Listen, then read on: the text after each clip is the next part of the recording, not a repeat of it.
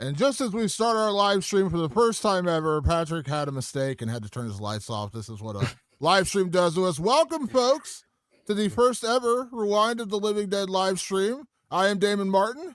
And I'm Patrick Garrett. Welcome to the live. The first ever live stream. As we launch our Patreon, you can see the address on the screen, patreon.com/Rewind of the Living Dead. We're hoping to sign a lot of folks up tonight as we get our first ever live stream, and we will be reviewing Jaws tonight, which is one of our all-time favorites. It's the 50th anniversary. We couldn't think of a better time to do Jaws than talk about it tonight on the podcast. We'll have a Q&A later. We're going to welcome in some guests, so it should be a good time. So, yeah, we're going to – and also we're obviously going to tell you about what you can find on our Patreon when you actually join our Patreon. That's right, Damon. This is a big deal, right? Like, we've spent many years considering doing this, but we didn't want to do this without being sure that we could give the fans something that is special. And so what we wanted to do is create an experience that is separate from the regular show. And as Damon's mentioned many times, the regular show isn't changing. We aren't going to start putting things behind a paywall that you normally always got. The show that you get is the same show all the time.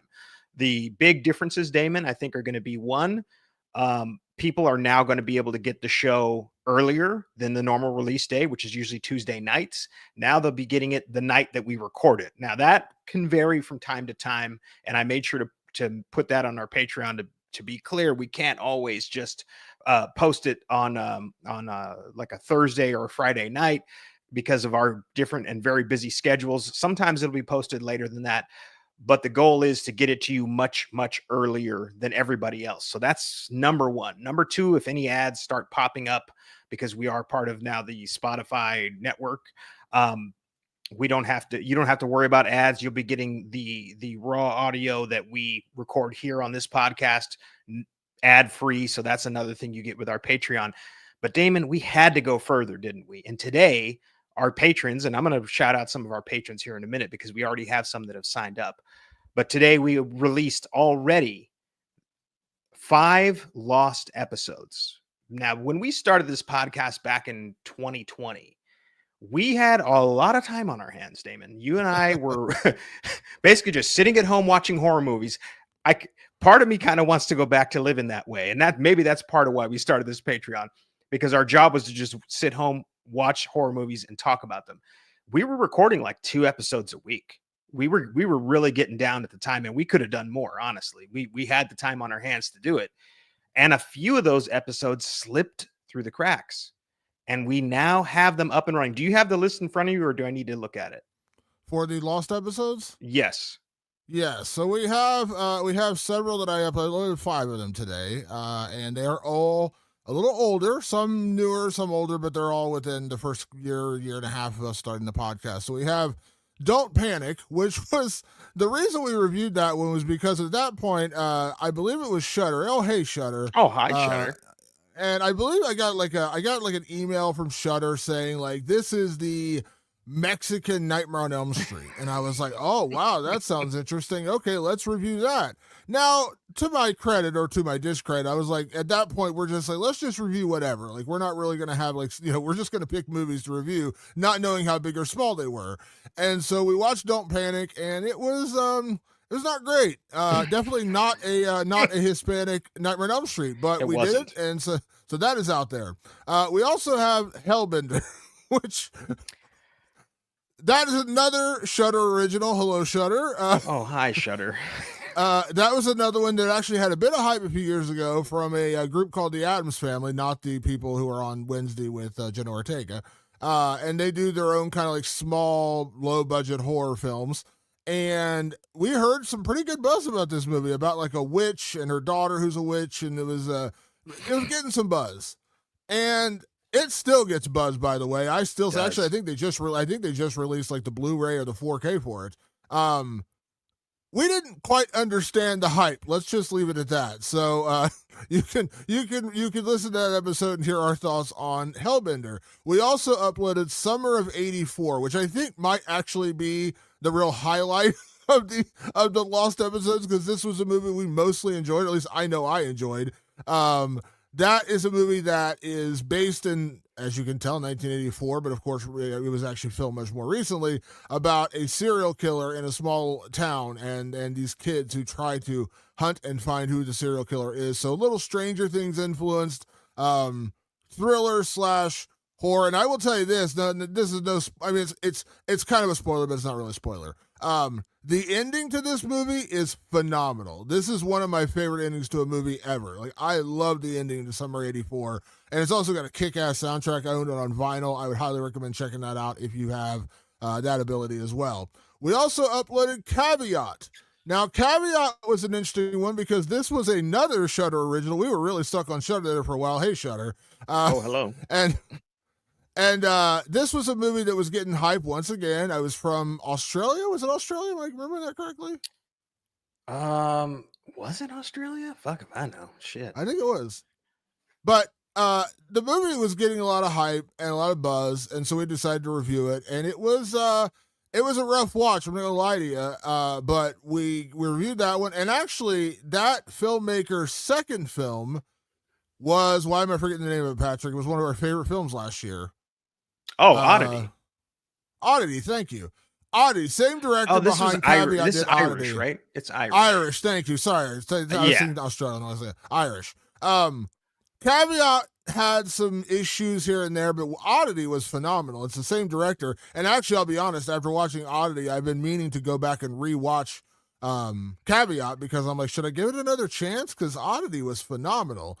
So we also uploaded a Caveat. And then last, but certainly not least, the lost episode of all lost episodes, a little movie called Bloodbeat.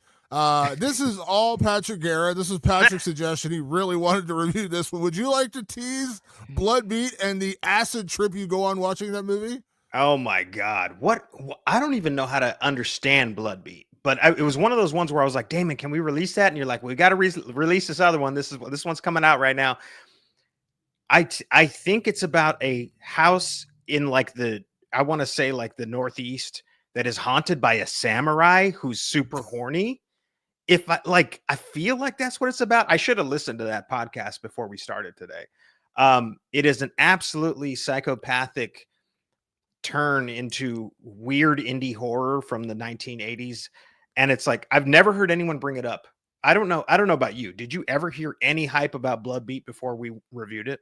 No, I think since then I've seen a couple of, like, it's popped up a couple of times on like random like weird horror movies you should watch feed kind of things. Like, have you seen Blood? It's almost one of those like inner secret kind of things. Like, have you seen Bloodbeat? You know, like have you taken acid? Have you licked a toad? Yeah, yeah.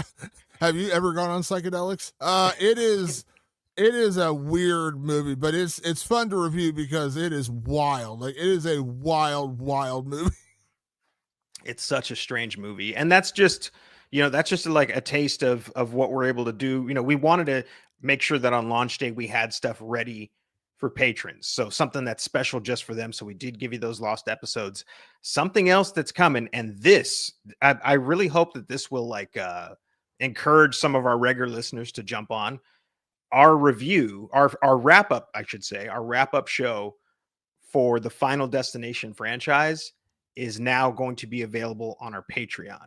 Typically, we've released it in other places, but we wanted to make sure that we gave some exclusivity, something special to our patrons. So you're going to get our Final Destination rankings on the Patreon. And we already have that episode ready. It should be dropping in maybe a few days, Damon, would you say? I should have it up this weekend, actually. Probably tomorrow, to be honest with you. Okay, great.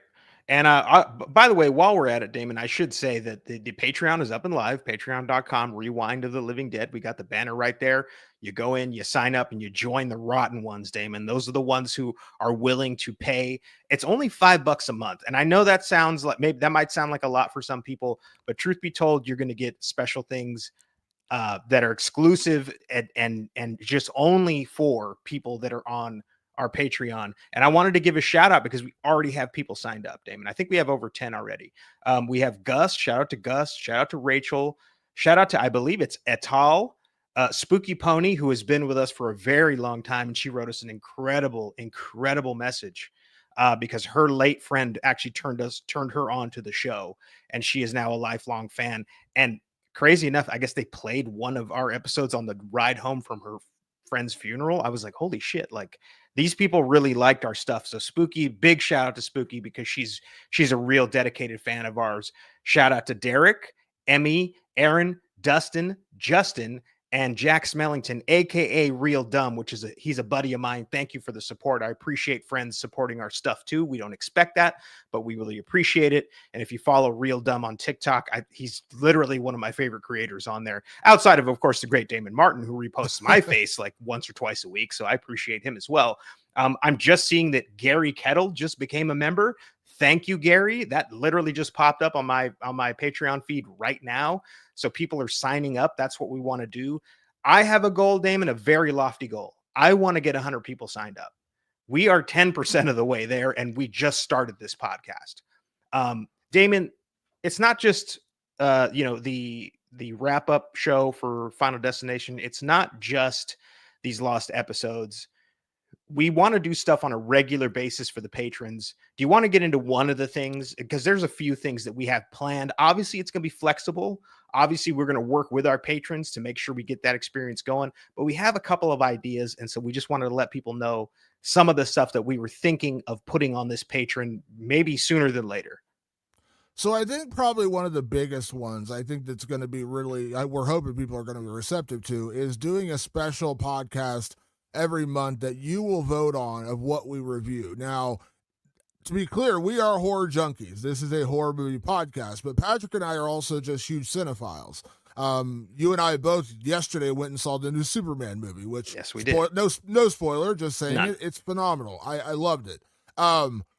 But we would never do that on the regular podcast because it's certainly not a horror movie. Now, if we really wanted to dig deep, we could do Joss Whedon's Justice League. That was pretty horrific. Holy shit. Why do we want to do that to ourselves or our fans? Yes. But so this special podcast is going to be something you guys will put up a poll. We'll take votes. You can send us messages. And if you're a patron, you can say, hey, I really want to see you review this movie or that movie. And it can be horror. It doesn't have to be horror. You say, you know what? I'd really like to see how Patrick feels about, Anora or whatever movie is out there. We will review whatever movie you guys vote and want actually for us to review. Now, maybe it's a weird, obscure horror movie. You want us to go back and review Eraserhead. We could do that. There's a million horror movies out there that we just, honestly, because a lot of new stuff comes out, we just don't have time to get to it. So that will be available with the Patreon. And then also, if you just want us to review something else, you want us to review Superman, the Fantastic Four, whatever, you guys are going to vote on it. You guys are going to pick the podcast, and once a month, we're going to put those up for you guys to listen to. And again, we're serving our Patreon with that particular podcast, and that will not be available on the regular podcast feed. So again, it may be a horror movie, it may not be a horror movie, but whatever you guys want, that's what we're going to review. We're going to have to come up with a title for that special little podcast, which at one time, a long time ago, I think you and I teased the idea of doing the podcast called Can We Still Be Friends? Where it was just me and you arguing about movies, because we have strong disagreements on certain movies. Like, for instance, you love the Avengers Civil War, and I genuinely think it's like the worst Avengers movie. Like, well, okay, Age of Ultron's worse. I didn't like anything from Joss Whedon, but I hate Civil War. Damon loves it. If you want to see me and Damon argue about that, you could request that on the Patreon, and if enough people voted up, we're talking Civil War, and I could talk about it right now and how that bad guy was terrible. I don't want to rile Damon up right now at the start of the live. And we could talk about a movie that you adore called Star Wars: The Last Jedi, which is a giant steaming pile of shit. And fantastic I would gladly battle with you on that one, because that movie is horrible. And I will gladly show the patrons how right I am. And then Damon will be like, you know what? He is right. This is how these things go. It's fantastic. The possibilities are endless. Yes. We will have all kinds of possibilities. And we could also, I think one of the cool ideas I've had of doing this and also just like revisiting movies, because we started this podcast 5 years ago and we're over 300 episodes. And when I put up the lost episodes, first off, I felt ashamed by our audio quality. We used to record on Skype. Skype is dead, and I think it's dead for a reason. But we used to record on Skype, and I never knew, like, Patrick sounded like he hadn't gone through puberty in a couple of the episodes. And we're kind of having a good laugh about that. But we could go, like, I'm open to rehashing, like, I've said very openly, one of my favorite podcasts and kind of the basis of what got me excited about doing this podcast with Patrick was a show called The Rewatchables. and they've gone back and done like the rewatchables, and they've reviewed Heat like 9 times in that podcast over the years, because they did it very early on in their iteration, and then as they got better and got more experience and got more categories and those kind of things, they did a bigger one. Then they did one with one of the filmmakers, and anyways, so we had a lot of, like, we did our first ever episode was The Shining, and our second ever episode was Doctor Sleep. That is now 5 years old. Like, The Shining is a phenomenal movie. I, at some point, would love to revisit that, because I think now you'd probably get a little different podcast out of us than you did on day one, minute one of Rewind of the Living Dead. So maybe there's an old episode you're like, you know what, I'd like to see you guys revisit the original Scream again or whatever. We're open to those ideas as well. There's also movies that we've probably had a change of heart on that maybe we were talking about on the podcast back then, and truth be told, I think we've refined our tastes a lot, like just by doing this podcast, just by constantly talking about movies and seeing them in different shapes. There might be movies that we come across where we're like, you know what? I actually changed my mind. I think I like that movie instead. Like, that might happen where we revisit something, and we're going to lean on the patrons to look for suggestions on stuff like that, because we assume that if you're paying for our Patreon, you're one of these diehard fans who's listened to a lot of episodes and has a lot to say about it. We want to keep that experience interactive. So please, by all means, join us in the group chat there and tell us what you think about certain stuff. Ask us if we want to revisit certain things. That gets other people's brains going, and they go, yeah, actually that one episode, I think Damon and Patrick are totally wrong. They need to watch it again. Boy, did I hear how wrong we were about Final Destination 4. We're right about it. I promise you we're right about that movie. But a lot of people did not feel that way, right? So there could be ways to do that. And those little episodes, those micro podcasts that we would do, would be different. Like, we go full spoiler ahead. We get into categories quicker and all that stuff, just kind of give you a bite-sized podcast about a certain horror movie. We can also apply that to smaller horror films. Now, I'm going to let you into the inside baseball of Rewind of the Living Dead. Of course, we love horror, and we love talking about all types of horror, but we have noticed, because we track our own numbers, that the smaller horror releases don't do so well. It may shock you as a horror fan to know that, like, barely anybody listened to the Dangerous Animals episode. It was not the biggest episode for us. Those kind of episodes can now be had in a more, what would I call it? Like a truncated version on the Patreon, when we realize, you know what? This is going to be for the hardcore people, for the people who are always watching horror every single week. We'll put that on the Patreon for those people specifically, and they'll get a smaller version of those podcasts. And then what we'll stick to on the main one is the big releases, and also the classics. The classics obviously do very well, and I have a feeling we're going to post Jaws as a regular episode come Tuesday. I have a feeling Jaws is probably going to do pretty well. Yeah, Jaws is an all-time classic. We've been kind of batting this one around for a while. Like, when do we actually want to review Jaws? Because it's such a monumental episode. And slight spoiler for a 50-year-old movie, Patrick and I love Jaws. It is not going to be it is not going to be a controversial, like, we're going to be like, oh no, Jaws is terrible. No. Jaws is an all-time classic. It's one of the 5 greatest films ever made, in my opinion. I've seen it dozens of times. I've probably seen Jaws. Man, I'm trying to think, like, the movies you've seen most, because, like, the movies you've seen most are movies you probably saw as a kid, right? Like, so we had to do this one eventually, and this has got to be up there for a movie I've seen the most time. So we had to do Jaws for this first podcast. And, kind of like when we did Lost Boys, kind of like we did other episodes, we're just telling you up front, like, this is going to be a full-on, like, filleting a movie. But we were trying to pick the perfect time, and we're like, well, hold on now. It's the 50th anniversary, and we're launching our Patreon. What a better time to do it. But this is going to go up as a regular episode. This will be our regular Tuesday episode. But if you are a member of our Patreon, and that's kind of the point, I'm going to edit this episode and get it uploaded tonight. So if you're not here for the live stream, we understand people got work. Listen, I'm guilty of this. A little side story, since we're on a live stream here. I had found a vinyl record I desperately wanted to buy on eBay about 3 days ago. And I bookmarked it, I tagged it, and I even got a reminder like 3 hours before the auction ended, and it hadn't been bid on. So I was waiting until the end to try to get a cheaper bid, because that's the way you win eBay. I have a day job. I work. I'm a journalist. I got busy, and about 5 hours later, it's like, ah, shit, I forgot. And it sold. The record is super rare, and it sold. It was originally a $95 record. It sold for like $117. I would have 110% bought it for like 120. I would have been willing to pay $120 for this super rare record. Completely missed it. So I understand that not everyone is going to just be able to tune into the live stream. Like, I'm not going to get too discouraged where our live stream numbers don't explode and we're rivaling people with like 8 million subscribers. But Jaws will go out as our regular podcast episode next week because we've said purely from day one, and I'm going to continue to say this now, the regular podcast is still going to be free. If that's what you're a fan of and that's what you want to listen to each and every week, we're not taking that away from you. You're not going to have to pay for that. That's still going to be our regular podcast. But the positive side is if you want all the bonuses, you want other stuff like we've talked about here, that's what the Patreon's for. Absolutely. I'm trying to think, Damon, some other like spitballing ideas that we wanted to do right off the top. We were talking about doing Q&As on our Patreon. Yes. I love talking horror, and obviously, Damon, we love to fucking talk constantly. I mean, your job literally is to run multiple podcasts a week, interview people. My job is to interview people. We talk all the time. We want to start talking with the fans on a semi-regular basis as much as we can. Again, we really want to hit a goal. I would love to hit at least 100.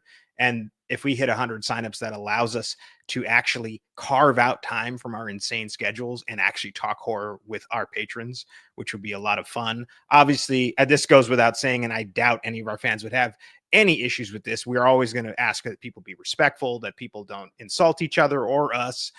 Believe me, we've gotten a few of those over the years.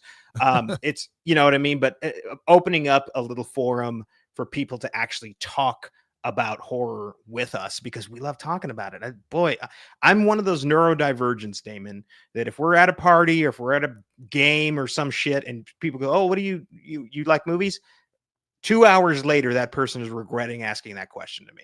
I want to talk horror with you. I want to talk movies with you. I want to talk the craft of movie making with you. Damon wants to talk writing with you. Damon's a professional writer. These are things I thought about this. At some point down the line, if we get enough people, some of those people are going to be into writing. We could do writer sprints. I can tell you right now, as somebody who needs to rewrite his current feature film, I've already rewritten it once, and boy, do I need to rewrite it like 20 more times minimum.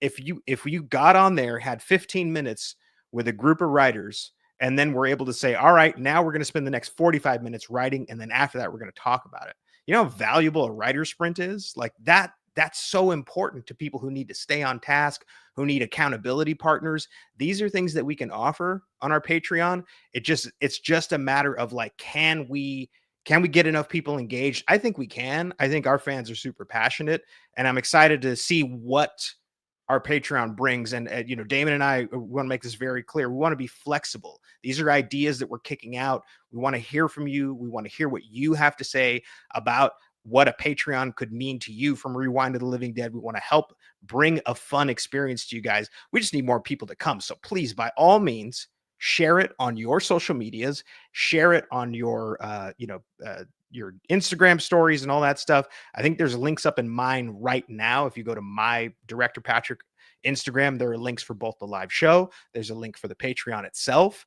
So you can go to my stories and you can go to those links and you can copy and you can share and you can spread the love, because we need your help too. That's how we got to this point. 100%. And also, I believe, because this is all our first time, and I've done live streaming for my other job in MMA, but not for this.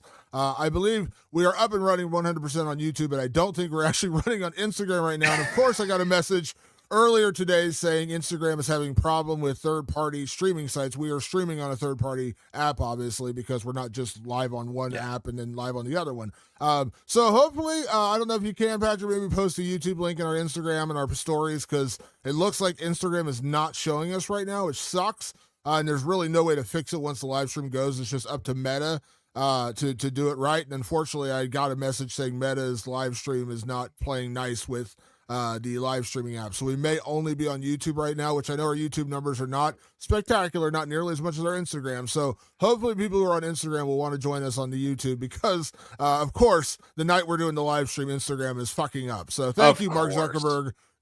Of course. Thanks, Zuck. I was trying to look to right here to see if it actually shows us how many people are live right now. It doesn't, but we do have a chat going and it is going. And Forrest Daniels asks me and Damon, what are the top 3 scariest movies that you've ever seen? Scariest. So this isn't like favorite. This is scariest. Like movies that Scariest, freak me which out. I So think is a key question. all right, I'll throw out a couple off the top of my head, and I'm by the way, I'm referencing these as the movies that scared me the most when I saw them, and I'm not picking movies from when I was like 5 years old. One, The Blair Witch Project. That movie freaked me the fuck out when I saw it in the theater, and I'm showing my age here because I think that came out in '97. I saw that in the theater, and it scared the absolute piss out of me when I saw it the first time. Another one for me is Session 9. I adore that movie. We actually haven't reviewed that on the podcast, but at some point we will get to it because I absolutely adore that movie. And then third, I would go with The Descent, which just recently had a anniversary, I believe.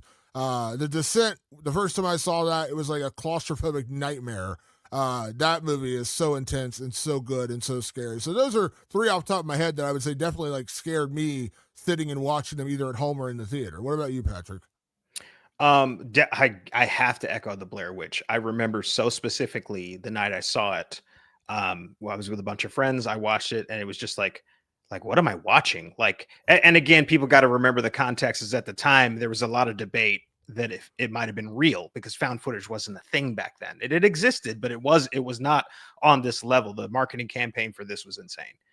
Um, I remember going home and I was so scared the rest of the night. Like it's never happened to me where I was just like, I was an adult. I think I was 18 years old. I think it was 1999, if I'm not mistaken. Is it 99? I couldn't remember what year it was. I don't remember the year, but I just remember being scared shitless the rest of the night. And that never fucking happens. Like, and I grew up watching, horror movies when I was a little kid. I have nightmares and stuff, but I'd be fine. Blair Witch would like stuck with me. And then I remember we reviewed it for the show and I was like, I see why this movie's still scary. It's very well crafted. Ironically enough, the next movie on the list is also a found footage movie. And if you're a hardcore fan of this podcast, I don't like found footage very much, but Hell House LLC scared the shit out of me. Like in the moment, I can rewatch it now and it doesn't have the same like bite that it did. But when I was watching, I was like, this is fucking scary. And it was just baseline scary. Like it appealed to the most, I think, reptilian part of your brain that says run. Like that's just so fucking like clear. Like run away from this goddamn clown mannequin. You don't want to be near it. That moment when they have the clown standing up next to the basement entrance and you watch, it's like standing there and then you turn back and it's looking at you. The first time I saw that, I jumped out of my fucking seat. I was like, "Oh Jesus Christ!" That was probably one of the best jump scares I've ever experienced in a movie. Yeah, absolutely. I just and Real Dumb's in the chat going 2 found footage movies from Patrick. Like it is because everybody knows I hate them. These are some of the best crafted movies just because they're found footage, and I don't like that genre particularly. It's about the craft and how you craft it. Stephen Cognetti can craft dread. Stephen Cognetti being the writer and creator of the Hell House series. I recently watched Hell House LLC Part 2. I didn't like it as much, and to me, it felt a little bit more like a typical found footage movie. But what he creates is an air of dread. Like there's just these great scenes where the camera's kind of panning around the room, and it'll pan at like some mannequin sitting there, and it'll pan away, and it pans back, and you see that the mannequin is now turned and looking at you, but it's slight. It's in the craft. It's in how he shaped those things. That's what I really dig about it, and it's rare, by the way. Like that's just. Most found footage does nothing for me. I mean, absolutely nothing. And then I think a third movie that I really think of that did it to me as an adult, and I think that's why these ones count way more when you're an adult, is The Dark and the Wicked. The Dark and the Wicked, when I first watched that, I was like, okay, I'm scared of the dark right now. I'm also scared of turning on the light right now. Like, I don't know which way to go. It's such a again, it's all part of the craft. The Dark and the Wicked, for a very simplistic, isolated horror movie, just created a level of dread that was very difficult to shake. Now, on rewatches, it doesn't have the same effect for me, but at the time, boy, it shook the shit out of me. It really did. I was like, I'm actually fucking scared right now. And, and I was like, that doesn't happen very often. My wife recently watched it finally because I was begging her to watch it. I was like, no, that's a really good movie. I walk in the door and she was like, oh my God, thank God you're home. I'm watching that fucking movie and it's fucking terrifying. I screamed out loud by myself in this house. I'm so scared to be alone in here. It's just one of those movies that just absolutely chills you to your bones. And The Dark and the Wicked was directed by Brian Bertino, and a lot of people know that name from another movie he did called The Strangers, the original, not the recent terrible remake. Or reboot or whatever it was. Requel, whatever. Hey, what are we doing? By the way, at least here, Patrick, at least the new one did something different. The Strangers Chapter 1. They didn't just call it The Strangers again. There's a win. Credit to them. They did that. Go watch Instagram or TikTok. You can see me bitching and complaining about movies that just refuse to just use the same title. I Know What You Did Last Summer, Halloween, Scream. They actually did give it Chapter 1, so they'd give it a different title. But Brian Bertino did the original The Strangers with Liv Tyler, and that movie scares the absolute piss out of most people. It is a good movie. I mean, it's a great movie, actually.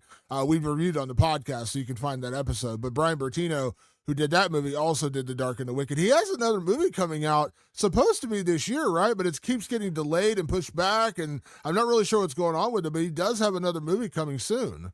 It's called Vicious, I believe, and I'm a little worried that why it's getting pushed. I don't quite understand why it's getting pushed, because I imagine it's another smaller release. So I'm like, well, what are you waiting for? Can this have a small limited release and then just go to Shudder or something like that? But for some reason, it's not out yet, and I'm a little worried about why.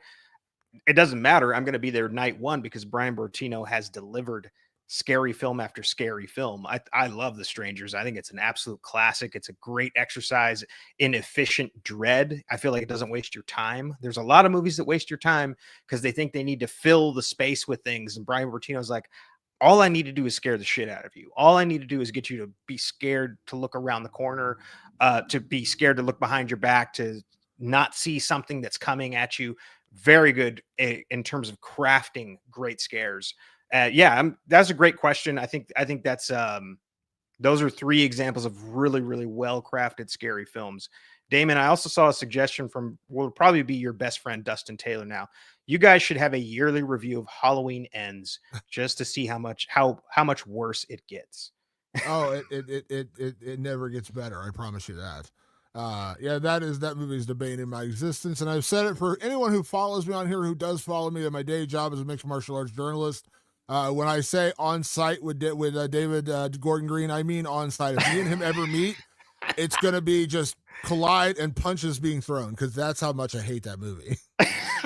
I'm going to have to get between the two of you, because at some point I may end up on the other side of David Gordon Green's desk, and he's going to go, why does your friend hate me so much? I go, don't act like everyone doesn't hate you for what you did with Halloween Ends. I mean, I think, if I'm not mistaken, I think David Gordon Green's a big dude too. Like, I don't think he's a small guy. Like, I'm 6'3". I think he's a pretty big dude. So it might be a fair-ish fight. Like, fair-ish. I don't know how much he trained combat sports like you did. I mean, you got to combine combat sports training with anger, just pure vitriol, and hey, but he stands on business, right? He doubles down and goes, no, that was the right way to make that movie. And I go, no, fuck you. It was the wrong way. And yeah, he also did Exorcist Believer. That didn't get a whole lot better. But thankfully they gave The Exorcist to Mike Flanagan, so he's going to be making the next Exorcist movie, and we're going to hope for a lot better. We're going to hope for a lot better, yes. But we can do Halloween Ends once a year for the Patreons who are for the patrons out there. I'll be willing to talk about that movie, and you can watch my head explode live on air. Wow. Wow. Let me tell you about the power of the Patreon right now. Damon swore off that movie. He's like minimum 10 years. If you listen to him talk about it, he goes, I don't want to look at that movie for another 10 years. The power of the Patreon, the power of the mighty dollar will get Damon Martin to watch this movie again. I want you to look behind me. I have the same backdrop for every podcast. It's all my horror collection. People are always like, is that real? Yes, it's real. It's actually all of my horror collectibles. On this side of me, on my right side to your left side, I assume, is all my DVDs and Blu-rays. And I am a collectioner. And what I mean by that is I'm a completist. If I own one movie of a franchise, I want to own all of them. Like, I bought recently from Umbrella Entertainment in Australia. They re-released the first four Hell House movies in a cool box set with photos and a book and all this cool shit. I bought it. It's back there. I am a completist. Even if I don't love every movie in the franchise. I try to own every movie in the franchise. I have an Omen collection back there. There's a couple of dog shit Omen movies, but I still own the whole collection. I hate Halloween Ends so much that I have Halloween Resurrection sitting back there, which is a real steaming pile. I have Halloween. I have Halloween 6, which is also not great.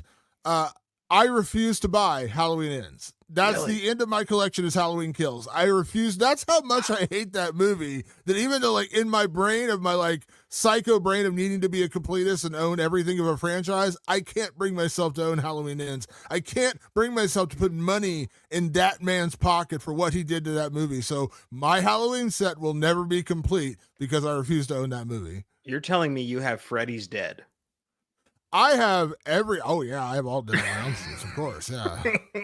And if I'm hearing correctly, did you just pre-order the 4K? I think my brother was telling me that he. Yeah, he your told you brother sent me the link. Your brother sent me the link, and I actually just pre-ordered it like today. Thanks to him sending me the link. So yeah, He's like, here's how I can get $50 out of Damon's pockets. yeah, he sent me a link. I was like, ooh, that's for pre-order now. Done, bought. Got that. I am a completist, but that's how much I hate Halloween Ends. I refuse to add that in my collection. I'm just like, I think it would just make me angry if I saw it. Like I would just want to pull it out of the collection and stomp on it, and I can't do that.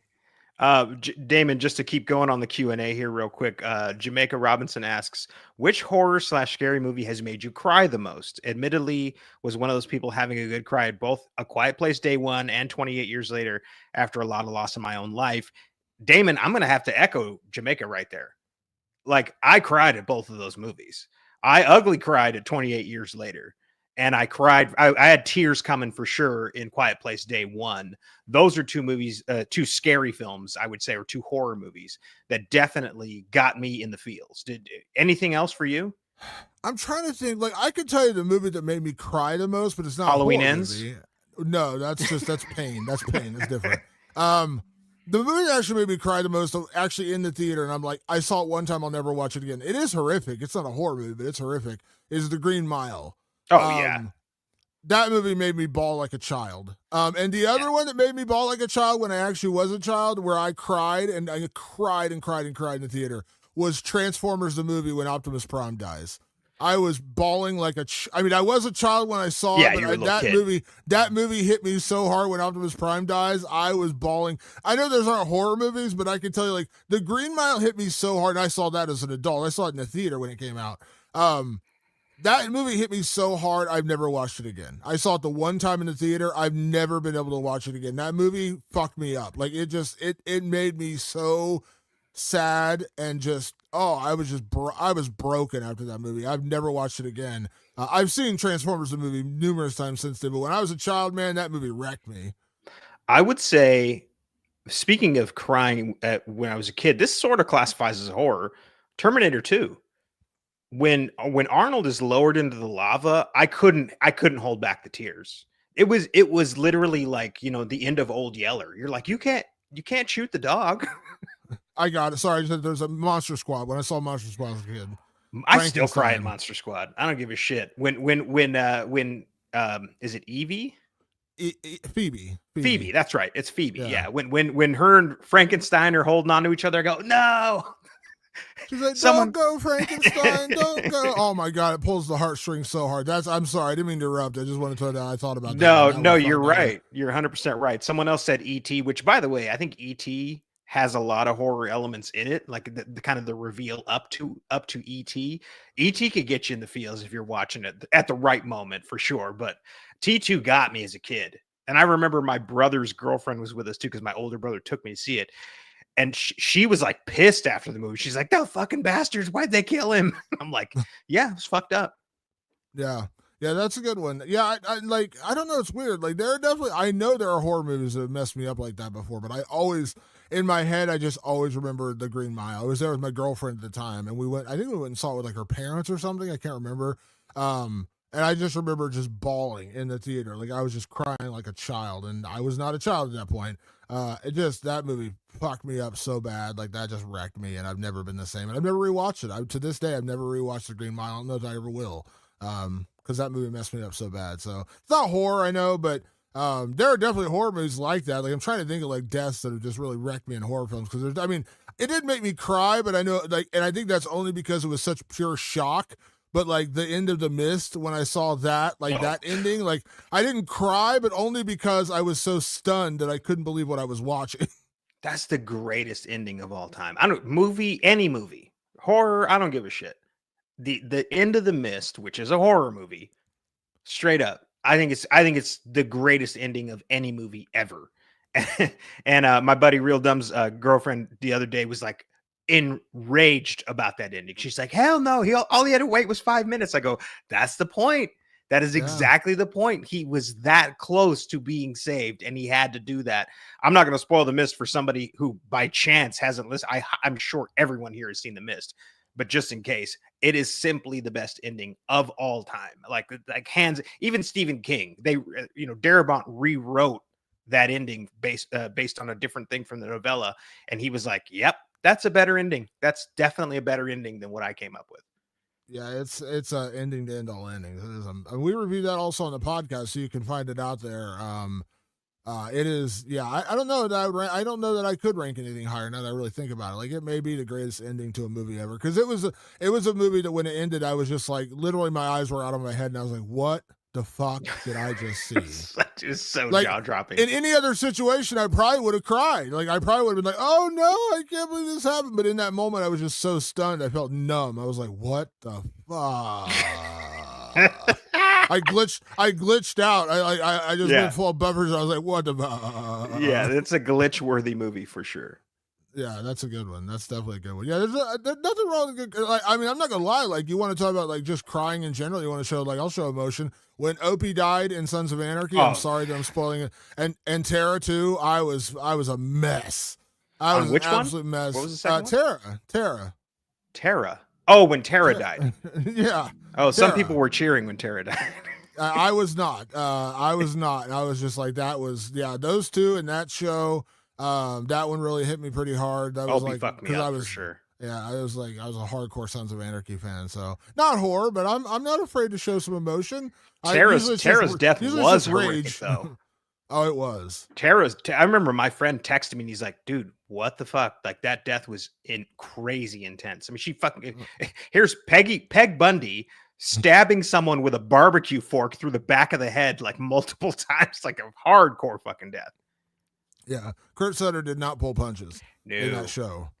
Did not pull punches at all in that show. So yeah, there's a few examples of me crying at a movie. I wish I had better examples for horror. I was trying to think like what horror movies have really messed me up that bad. But I mean, Eden Lake is probably one that I was like, God, it's so just messed up, ending. And like the ending is just so whacked out, and like kind of the same thing as The Mist, where it messed me up as much. Like Funny Games, same kind of thing. Like those movies with really messed up endings. Like I think in a normal person, I probably would have cried. But being a horror person, I'm just like, what did I just see? Damon, should we begin our live podcast? We should, because that's a big part of why our audience is here tonight, because we are going to be reviewing an all-time classic. And because we're doing this live, you're going to actually get to see me do our intro live. Yeah. And if I fuck it up, you'll get to see me do that live as well. Because cross your fingers, folks. That does happen from time. Now, I will say I didn't provide background music for the intro for this because, we're just doing it on the live stream, but I will give you an intro to the podcast. You will get the trailer like you normally get on our show, and you will get the intro to the music that you would normally get on the show. So that's all going to be in the live stream. You just won't hear the background music when I'm doing my intro. But if I fuck up the intro, you might get to hear me do it a couple times. Hopefully not. So with that being said, Patrick, would you like to get into our review of one of the greatest movies, not horror movies, greatest movies of all time, Jaws? Damon, we have to get into Jaws. I'm going to let you do the intro, but first I'm going to tell you right now, we're not just here for our health. In fact, we're probably cutting years off our life doing this marathon tonight. Patreon.com/Rewind of the Living Dead. If you have not already joined, please join up. We want to sign people up tonight. My goal is 100 signups, but maybe not. Yeah, we'll see. So, with that being said, without further ado, as I try to read my intro without messing everything up, here we go. Producers at Universal Pictures heard about a new book coming out from author Peter Benchley that told the story about a great white shark attacking swimmers at a small fictional island. The producers were so engrossed by the story that they immediately bought the rights to the book before it was ever officially released, and they started to make plans to adapt this novel into a movie. Several directors were approached for the project, but nobody seemed to truly understand how to make the movie work. But a young 26-year-old named Steven Spielberg very much wanted the job, and he sold himself to the producers after they backed his first feature film, The Sugarland Express.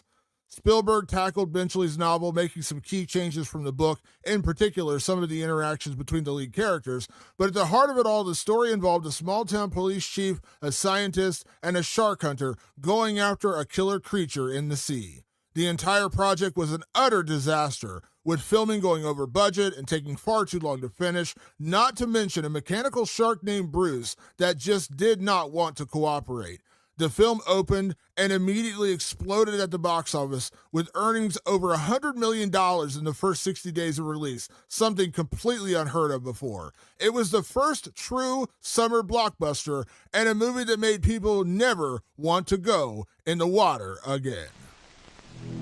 There is a creature alive today who has survived millions of years of evolution without change, without passion, and without logic. It lives to kill. A mindless eating machine. It will attack and devour anything. It is as if God created the devil and gave him jaws.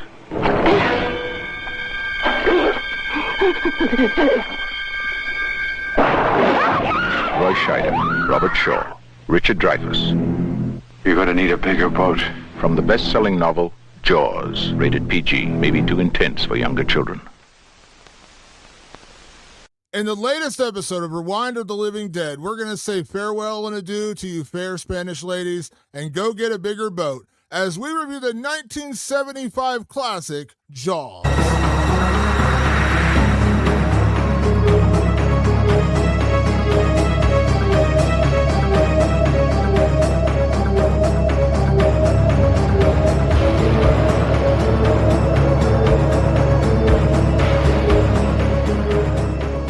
Welcome back to Rewind of the Living Dead, and for those listening on the podcast, this will sound probably no different than any other podcast, but we are currently live as we launch our Patreon tonight, and tonight, Patrick, we are talking about one of the five, in my opinion, one of the five greatest movies ever made, the first ever true summer blockbuster. We are talking about Jaws.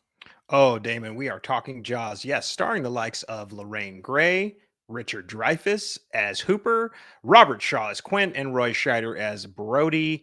As you mentioned, Damon, written by Carl Gottlieb, with obviously based on Peter Benchley's book, and directed by the great Steven Spielberg. Damon, tonight we're going to need a bigger boat because we are talking the absolute summer classic. And yes, Damon, and I want to get into this, the very first blockbuster, summer blockbuster, Jaws.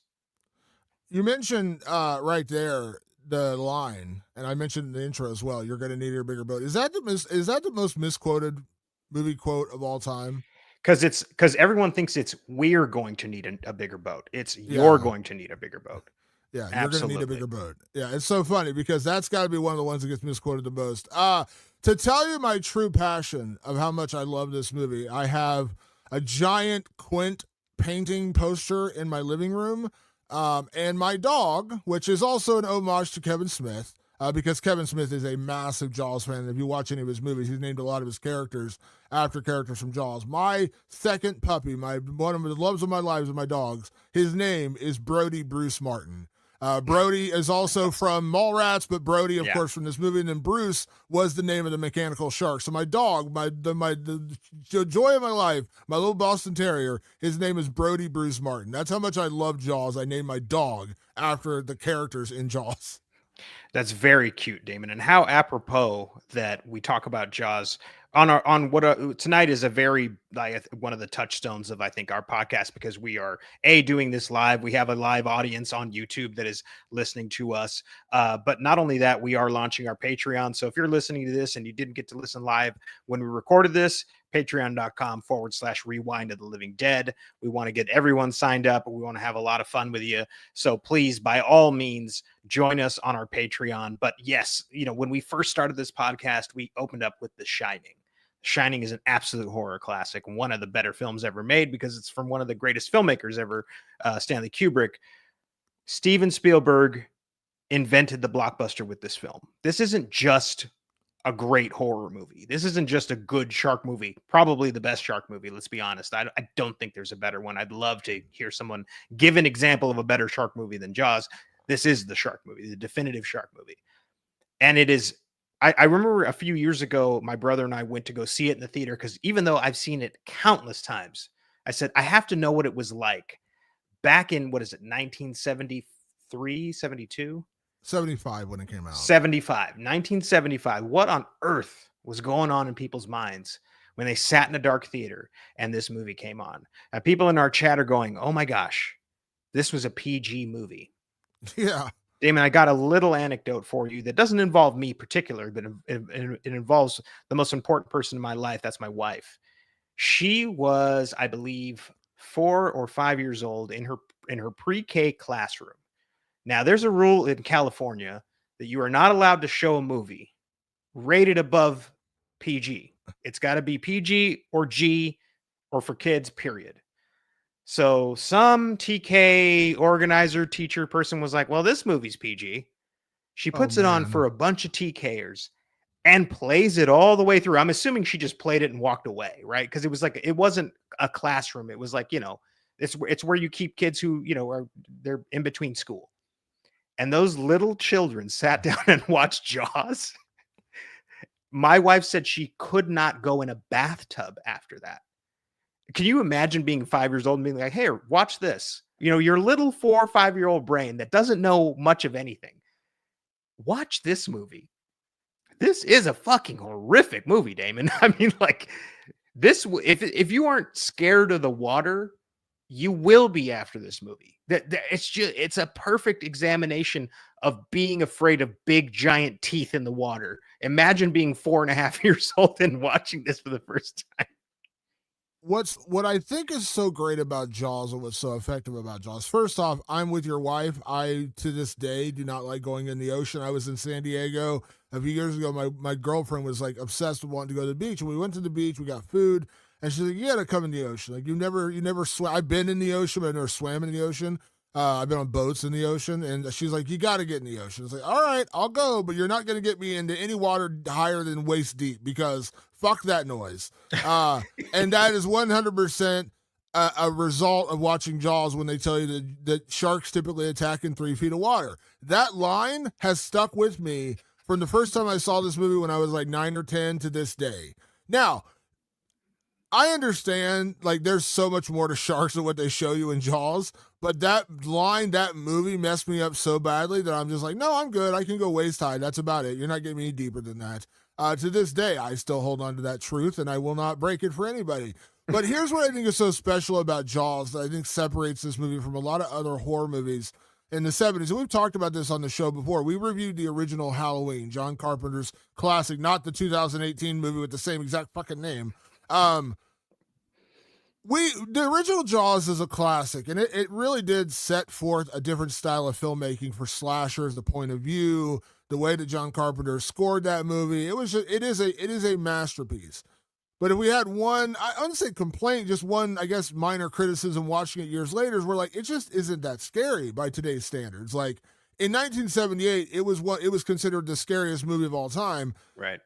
For us in 2022, 2023, whenever we reviewed that movie, we're like, yeah, I mean, it's a great movie, but it's not really actually scary. And I just remember watching it with my girlfriend, and she had never seen it, and I think it was re-showing in a theater, and I took her to go see it in the theater, and she was like, it was all right, but it just wasn't scary. And I was like, oh my God, that's so good. And the other one was The Exorcist. And I know now there are still some people that are freaked out by The Exorcist, but even that one, like my girlfriend, same kind of thing. She's like, it's good, but it's not scary. Like it looked, the effects look older. Reagan's head turning around. I mean, it looks cool, but it's still, by today's standards. And she was like, it's a good movie, but it didn't scare me. And I was like, man, I want her to have that same enjoyment I did because I saw The Exorcist when I was a kid and it probably affected me more. Jaws is different. Jaws still freaks me out. To this day, I will not go deep into the ocean because of this movie. So I think that's what makes this movie so effective. Not only is it genius and it's great and it's an amazing film, it holds up. Like, you could show this to somebody today and they're going to be like, fuck the ocean. Like, I'm not going anywhere after that. Like, and that all comes down to the necessity of how this film had to be shot because they couldn't get the mechanical shark to work. And so two factors had to come and play when Steven Spielberg was shooting this movie. One was he had to come up with mechanisms that would allow you to be afraid of the shark when you didn't see the sharks. So you see the underwater shots, you see the fin, you see people getting pulled under and the blood bubbling up from the underground, from underwater. Those were all done out of necessity because the mechanical shark would not work. And so like, well, we got to come up with another way to scare people without actually showing you the shark. The other mechanism was a big thank you to John Williams, the score. Steven Spielberg went to John Williams and said, I need a score that's going to scare people. And when you hear that, da-dun, da-dun, da-dun, da-dun, da-dun, that tells you dangers around the corner or under your waist or whatever you want to say.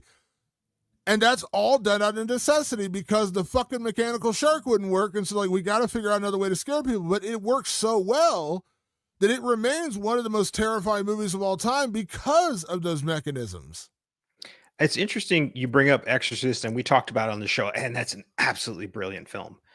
But on rewatch, I was like, like it's not scary. There's a couple of uncanny valley moments that I thought were interesting. I just thought it was a very compelling story, a very intense and compelling story, and I think it's genius. And I can see why people aren't scared by it.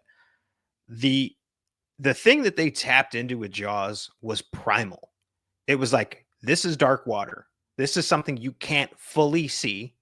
This is something where you're completely out of your element. Humans are not meant to just live in the water. They can go in it, but boy, that's not their element. You're in the element with an animal that it's the master of that domain. And you have to somehow survive if it decides to go full great white on you, right? That tiger went tiger. This great white is going great white on you.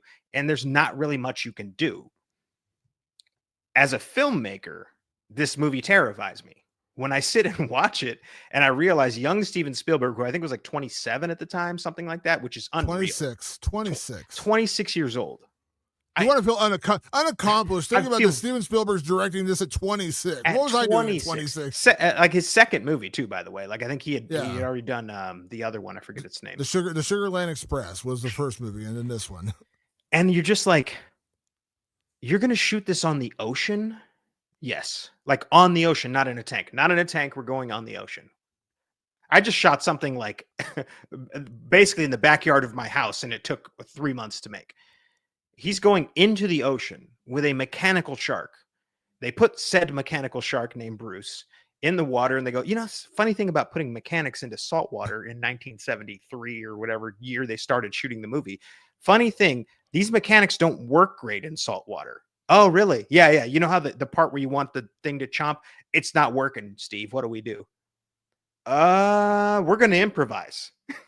Like we're going to find ways to make the shark scary. And interestingly enough, that very first scene, the skinny dipping scene, which opens the movie, that right there is as terrifying as anything in the movie, honestly, because you see nothing.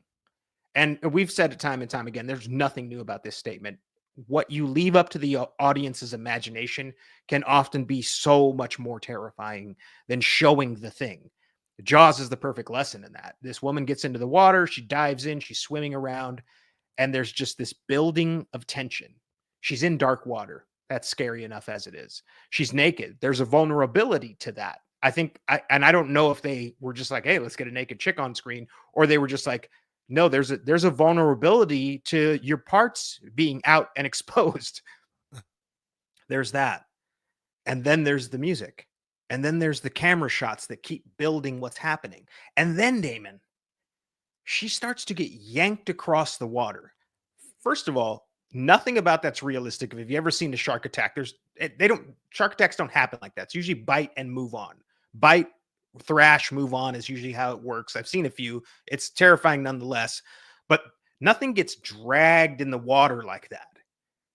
And so that actually triggers the uncanny valley in your brain where you go, I'm sorry, that's not supposed to happen.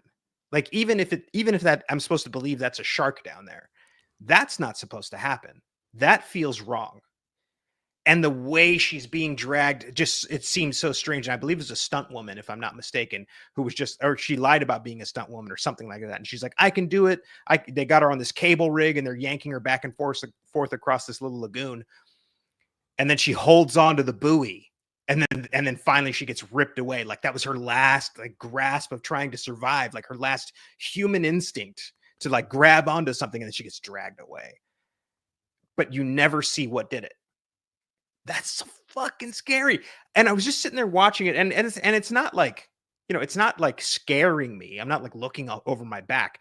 It's just like primally my brain goes, that wrong. You run now. You run, caveman, run. Like that's what it does. And sometimes that's kind of all you need. It's funny because I was watching, I can't remember what movie it was I was watching recently. And it was a movie I want to say took place in New York. And I was reading, maybe it was Reddit or maybe it was just a common thread somewhere. I can't remember where I read it.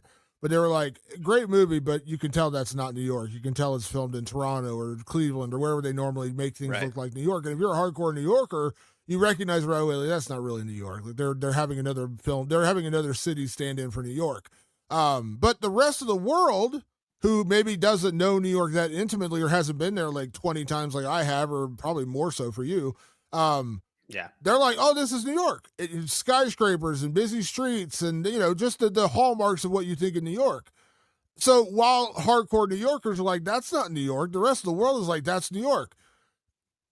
Most people don't know how sharks behave in the water. You just described like that's not how they work. But I guarantee you the vast majority of the audience to this day probably don't know that, because how many people are studying sharks? Yeah. There have definitely been people more enthusiastic now. They have Shark Week on Discovery, and there's a lot of shark movies out there. But generally speaking, just your knowledge, when you're in school, you don't learn about sharks. You don't learn about shark attacks. So you can play with people's emotions based on the lack of knowledge. Like when you watch that scene in the opening, as you said, you don't know what's happening. You don't know what's actually attacking her in that moment, but you see her get whipped around the water, her screaming, her getting pulled under and back up and pulled under and back up and then under and gone. And you don't know until, a few minutes later when they find her on the beach, and then they have that great scene where Chief Brody's typing at the typewriter and you see shark attack. You don't really know. But as you said, like, based on the knowledge you have about sharks, that's not how it works. But the vast majority of people don't. I didn't know that. And one of the great things about this movie is Chief Brody is educating himself about sharks as the movie goes on. So he's like, did you know that sharks usually attack people in 3 feet of water? And did you know that's the movie educating you, because the vast majority of people don't know about that. Like I know now, and Damon sure shit knows, and he won't go any farther than 2.5 feet into water now. Yeah, but there's a lot of subjects like that. That's how movies are good at that, because they're not telling you gravity isn't real, but they're telling you something you may not know about, which are sharks. And then they kind of pepper out information throughout the movie. But that opening scene is so iconic, and that is going back to what I was talking about before with the mechanism of like giving you a way to be scared, giving you a way to be terrified of a shark.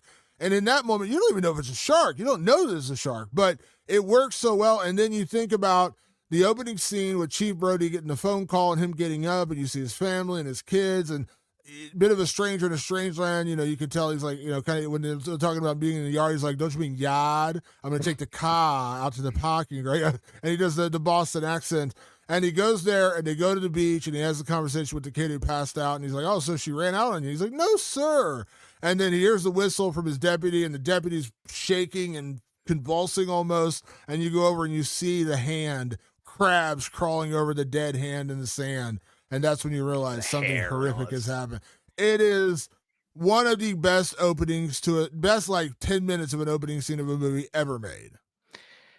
It's a really compelling film. I mean, we might as well talk a little bit about the story while we're at it. And this is truly like a fish out of water story, like pun intended. Chief Brody is an out-of-towner. He's a city guy, right? I believe he was New York City, if I'm not mistaken. New York City, yeah, New York City. So he's a New York City cop who has now been tasked with being the police chief of Amity Island. And, he's an outsider, and they feel it. And it's a small town, and they work in small town ways. And when this happens, his instinct is like, well, basically there's a killer on the loose. And for lack of a better metaphor, we're going to throw the state fair this weekend, and the killer loves to kill on the Ferris wheel. So what makes the most sense for me as a cop is we're going to shut down the fair. We're not going to do it. So he goes to the mayor and says, "Hey, mayor, clearly the coroner has said this is a shark attack, so we're shutting down the waters." And the mayor goes, "Now hold on just a second. It's 4th of July weekend, and this is all this little town's got. This little hamlet, all we got is the summer tourists. You shut that water down, and we'll be poor all winter long. This is where we make our money." Like, even though it's kind of like, obviously we all hate the mayor of this town, but like, you see his point of view. He's like, can we avoid the panic somehow? He's a sleazeball. You yell Barracuda, everyone goes, huh? What? You yell shark, and you got to panic on the 4th of July. Yeah, and so he gets immediate pushback from the mayor, and then the mayor immediately gets kind of like the town hall on his side and all that stuff.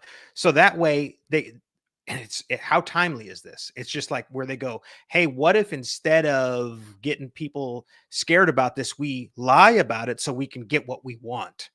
It's universal. The idea is universal. And the conundrum that Chief Brody is in is totally universal. He's like, I got to do the right thing, and I got a bunch of people here that want to do the wrong thing for the wrong reasons. And Chief Brody's kind of like being pulled between these worlds, and he's like, this is a small town. I got to try and figure out a way to do it. So they go on the shark hunt, right? It becomes a shark hunt. First, you're skipping a step here.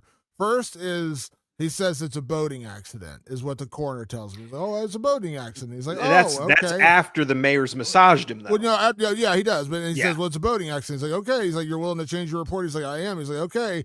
And so they tuck it away. They open the beaches, and then they all go to the beach. Everything's good. Everyone's out in the water. And then poor little Alex Kintner, with his pruned hands, goes out with his raft one more time, and his mom's like, "Just 15 more minutes." And he's like, "Okay, Mom." And he goes out there, and you see the shark come up from underneath the raft, and it grabs him, and you see the blood splatter off, and you see just a bit of the shark, and you see Alex Kintner go under. Everyone runs, and you see Chief Brody freaking out, and he's like, "Everyone out of the water, everyone out of the water." Everyone gets out, and you just see that bloody raft just wash up on the shore, and you see poor Alex Kintner's mother going, "Alex? Alex?" And that's where you realize that Alex Kintner has been killed by this shark, and that's where you switch into the town hall meeting where Chief Brody's like, "We are going to shut down the beaches." And even then the mayor's like, "Only 24 hours. Even then, after a death, clearly a death by a shark, he's just like, "Only 24 hours. And they're like, 24 hours is like 3 weeks out here. And that's where we meet for the first time Quint, the shark hunter. Oh, Damon, talk about a way to intro a character. There's this frenzy, there's all these kind of goofy, like, it's a great goofy kind of small town vibe, like a great casting too. Everybody in there really feels like they're from a small town, and they're all bickering and arguing. We can't shut the beach down even for 24 hours. And then the fingers, literally the fingers on the chalkboard, and then the camera kind of just dollies in to this grizzled old fisherman, Quint. And he says, go ahead. Hold on. He says, what does he say, Patrick? He says, "You all know me, know how I earn a living. I'll catch this bird for you, but it ain't gonna be easy. Bad fish. Not like going down the pond chasing bluegills or tommycots.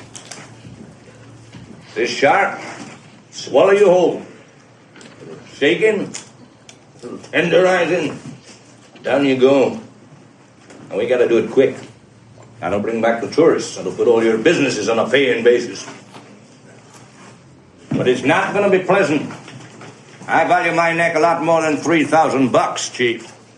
I'll find him for 3, but I'll catch him and kill him for 10. You got to make up your minds. You want to stay alive and ante up? You want to play it cheap? Be on welfare the whole winter. I don't want no volunteers. I don't want no mates. There's too many captains on this island.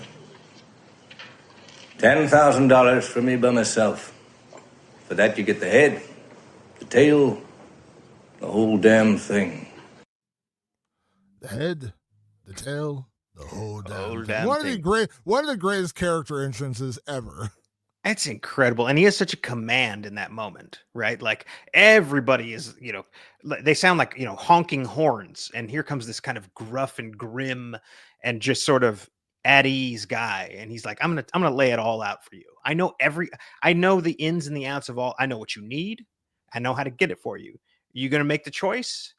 Like, let's do it, right? Now, this is an important part of any hero's journey, which is the denial of the call.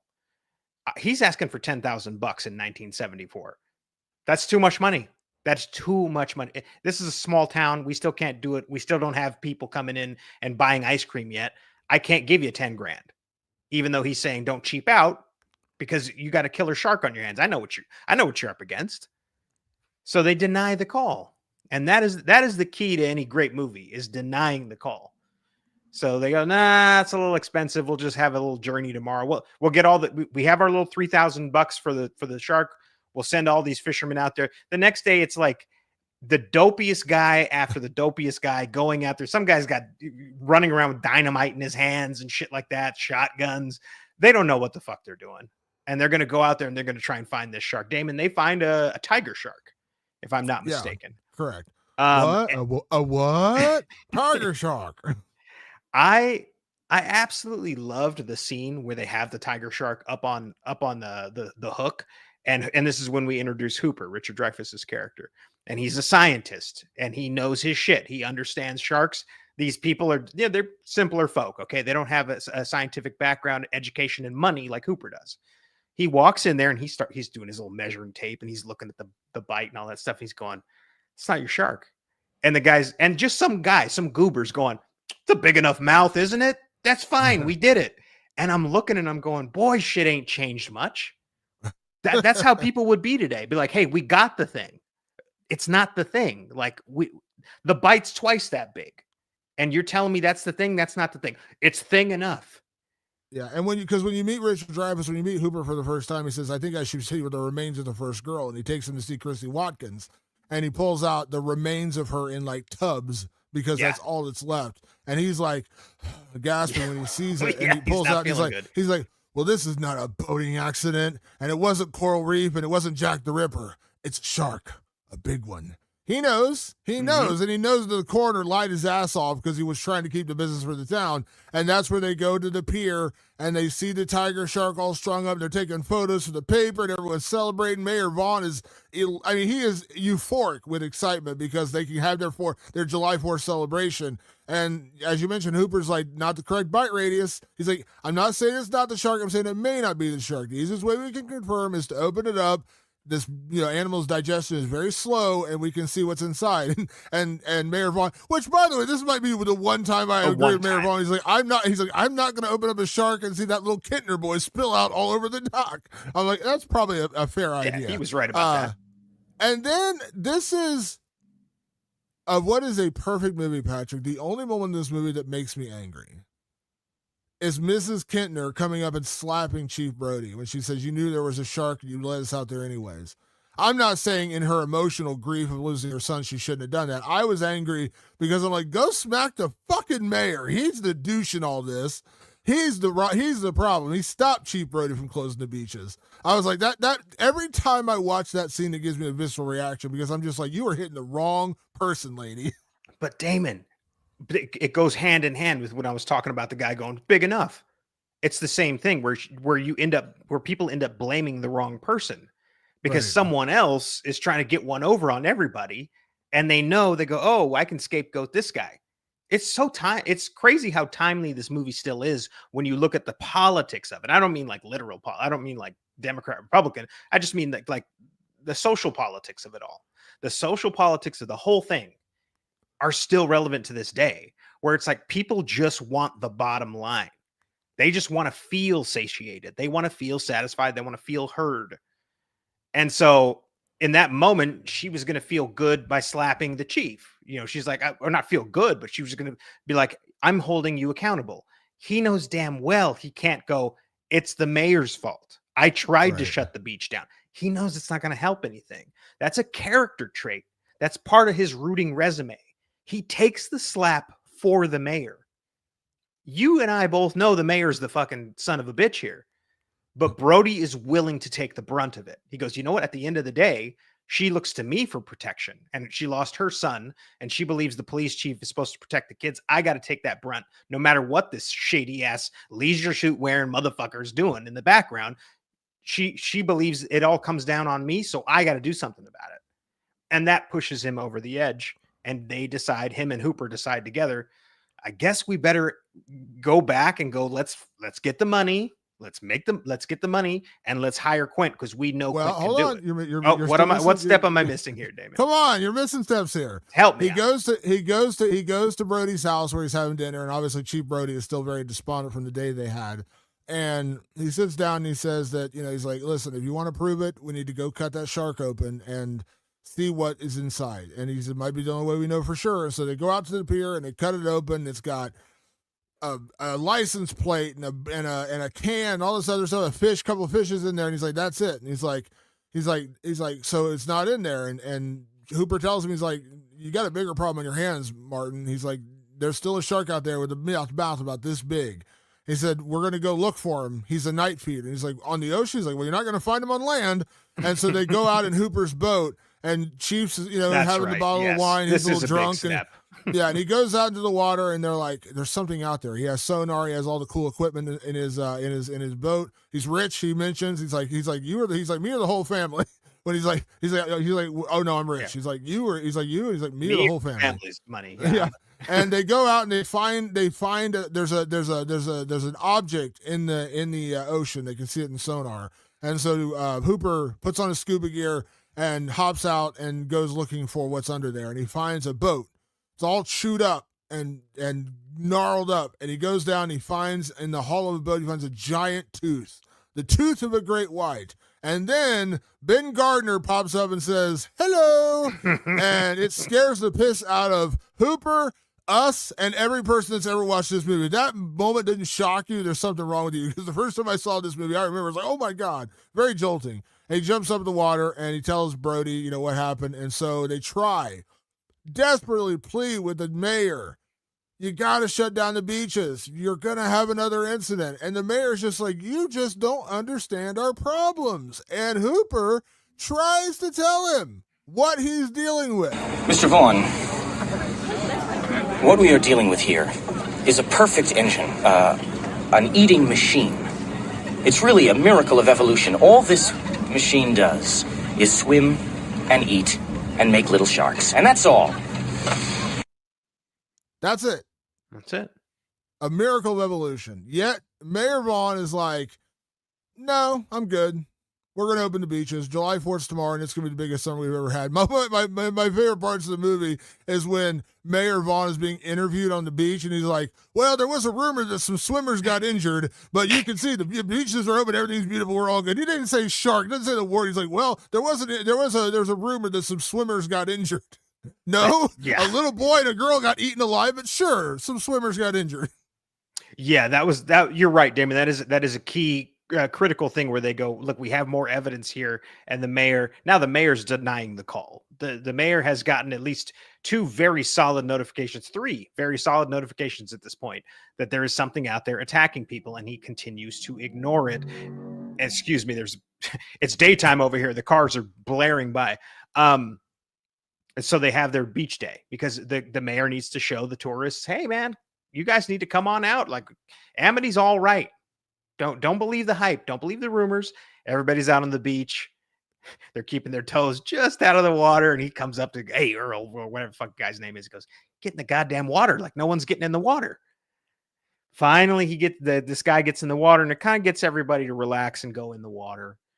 And then someone pulls a prank, which, again, Damon, talk about social politics. Someone thinks it's funny to mess with a current crisis and create chaos all on its own. That's a real thing that actually does happen.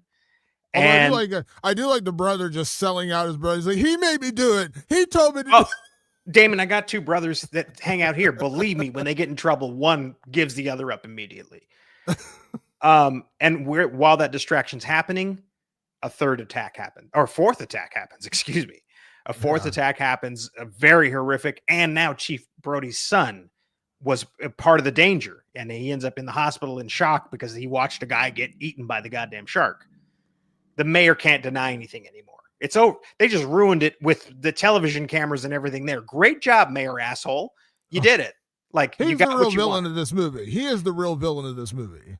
With movies like this, and you can argue this is either a monster in the house style narrative or a creature feature, however you want to shape it. But the creature punishes the sin. The sin in this instance is greed, right? The mayor is, I understand his point of view, but at the same time, you're putting people's lives in danger for what you believe is important, which is the economy of your town. But what really ultimately matters more, and it's lives matter more, like human lives matter way more than the economy of your town. All you had to do was spend a day and $10,000, and this would have been solved. But now we're up Schitt's Creek. It's too late. People are dead. Everybody knows about it, and everybody knows you were the problem. So they ante up. They go, fine, we're going to do it. Hire Quinn, Hooper, Brody, by the way. And I love this. And this is a classic thing. This is a more old school thing. They make Brody terribly afraid of water. Of course, a police chief, the guy in charge of getting this shit done, is scared as shit to go into water. But what does he have to do? He's the chief of police. He's the chief of this town. He needs to get on that boat with Quentin Hooper, and he needs to go out there, and they need to find this shark. I like that element. I like that, and it's simple. And people go, "Oh, that's too simple." I go, "Well, simple works." I mean, this is Jaws. We're still talking about this movie 50 years later. We're still talking about this movie because those simple character traits, they work. If you, and we talk about it all the time with modern movies, we go, boy, if they would have just made so-and-so like afraid of dancing and then they went and danced, like it works. I know it's simple, but it will work. It will work with your emotional reaction to these things. So what you're seeing in this moment when Chief Brody's like, we're crossing the threshold into this other world, is a man who is facing his fears on a much more base level than just what needs to get done. That's the plot, what needs to get done. But existentially, he has to get in the water with a terrifying killer, something that he cannot control, something that can easily beat him element for element. He has to face his fears on a much grander level. And then on top of that, Damon, there's just now you get into the character dynamics. Quint's a grizzled old veteran. He didn't give a shit. He'd go out there and hunt an orca if he could. Like, and Hooper's this kind of rich intellect guy. So these opposing forces all have to join together to reach this common goal. That gives you a lot to root for with Chief Brody, and it does it so simply. It's like, just give me characters that don't quite match and give me reasons why what they're doing is so incredibly difficult for them on a personal level. Now I can relate to it. That's genius storytelling. Well, and I also love the dynamic with Quint and the characters, because Quint, as you mentioned, is a very grizzled old fisherman vet. You know what I mean? And he has at least through the first 3/4 of the movie until he finally kind of snaps. He has a caring, he takes care of Chief Brody. He's looking out for Chief Brody because he understands Chief Brody is terrified of the water. He's not a fisherman. He's not never been in the Navy. He's he's terrified. And so even when they're on the boat and he's teaching him how to tie a sheepshank knot, and he's looking out, and when that moment happens where he pulls the knot and the shark cage comes down and the air compressor things fall down, and Hooper's like, you screw around with these things, they're gonna blow up. And he's like, hey, Chiefy, ask me next time. I'll tell you which rope to pull. He's looking out for the chief. And at the same time, when they have that first encounter in Quint's shop, for lack of a better word, is when Hooper's trying to tell him, I've crewed 3 Transpacts in the America's crew trial or whatever. And he's like, let me see your hands. He's like, you do a shark out in the water, you got 2,000 pounds of fish in a fishing net, and then here comes Mr. Whitey. When he's done, he got a kitty scissor clasp cutting up for paper dolls. He's like, you got soft hands, Mr. Hooper, been counting money all your life. and Hooper's just, he's looking at Hooper as this intellectual, rich asshole. You know, he cares. He takes care of Chief Brody because Chief Brody is naive about this. He doesn't understand the sea. He's scared of the water. And he sees this intellectual rich kid. And he's like, fuck this kid. And so he's constantly like jabbing at Hooper because he's like, Hooper feels entitled. Hooper kind of seems like an entitled kid. I know better than you. I know better than everyone. And so Hooper treats him as such. He's like, oh, you know better than me, huh? And he actually says that. He's like, don't tell me my business, son. He's just like, he's more or less like, fuck this dude. And Chief Brody actually cares about it. And they get on the boat and, you know, they're out in the middle of the water and he has his giant fishing rod with piano wire as the actual threading, which is crazy. And the thing's clicking and you see him clicking. Oh my God. One of my favorite scenes in the movie is that scene with the fishing pole. Yeah. And a couple clicks, you just see the look on Quint's face. And he's like, And he puts the cookie away in his pocket. And he clicks it, and you see him ratchet himself in. It's just great tension. And you see him put the thing down, puts his feet up on the thing, he pushes the oar down, or pushes the fishing pole down. And he's like, here we go. And then it yanks out in the sea, and of course Hooper's like, come on now, it's a stingray or a marlin. It's not actually a shark. And they go through the motions of like, you know, tracking it, and he's reeling it back in. He's like, he's gone under the boat. He's gone under the boat. Boom, boom, boom. And then finally he pulls it out and the piano wire snaps and they don't have the shark. And he's like, let it go, Quentin. He's like, don't try to tell me but my business. Stingray, marlin, bit through this piano wire. Don't ever try to tell me my business, boy. And that's that constant clash between Quint and Hooper of like, who knows this better? Because Hooper thinks he knows everything. He thinks he's like the smartest guy in the room. And Quint's like, I've been hunting sharks for many, many years, son. Don't tell me my business. I love that scene, that whole scene of like kind of putting Hooper in his place. But he's also very much looking out for Chief Brody. Like he's always very kind to Chief Brody in those moments. Yeah, I mean, they kind of need each other, like all three of them. Like Chief Brody, you know, got Quint the job. Let's be honest with it. You know, like Quint can blow hard all he wants, but at the end of the day, it was the Chief's call. So he curries his favor because he's like, well, he did put money in my pocket. So I'm going to take that. I'm no fool. Like I'm getting paid real good money to go find this shark. So I'm going to go find it. But like they all need each other. They need Quint's experience. They need Hooper's know-how, you know, and they need a leader in Brody, you know, and believe me, at this point, Brody is the one who is just like, I really don't know what to fucking do. I don't know how to work on a boat. I don't know how to tie fucking knots. I don't know the right place to stand and all this shit. Like this is scary to me. All of this is very scary to me. And so they need each other to get through this. But ultimately, this story will keep funneling back to Brody. I don't want to skip too far ahead, but I also don't want to tell most of the movie. You know, they have their great scene where they all kind of bond over scars, which is a classic moment. Everybody knows about that moment. They bond over these scars. And so that softens Quint to Hooper. That softens Quint to Chief Brody and realize, okay, these are men. They're men they're not quite like me, but they're men nonetheless. Like it kind of brings him out. And then the shark decides to fuck with their boat and decides to actually sabotage their boat. And it's like, oh, this shark isn't just like a shark. This shark's pissed off at us. The shark has a beef. You know, this is maybe the most shark movie part of this whole movie is the fact that this shark is going to fuck with their boat. It's going to flood the engines, fuck them over, strand them out in the open ocean. Like that's what it wants to do. Now we get the sense as the audience, like, oh, this isn't just a shark. It's a killer shark. That's a big difference. Now you're dealing with Jason. Now you're dealing with Michael Myers. And now you're dealing with Freddy. He has a plan for you.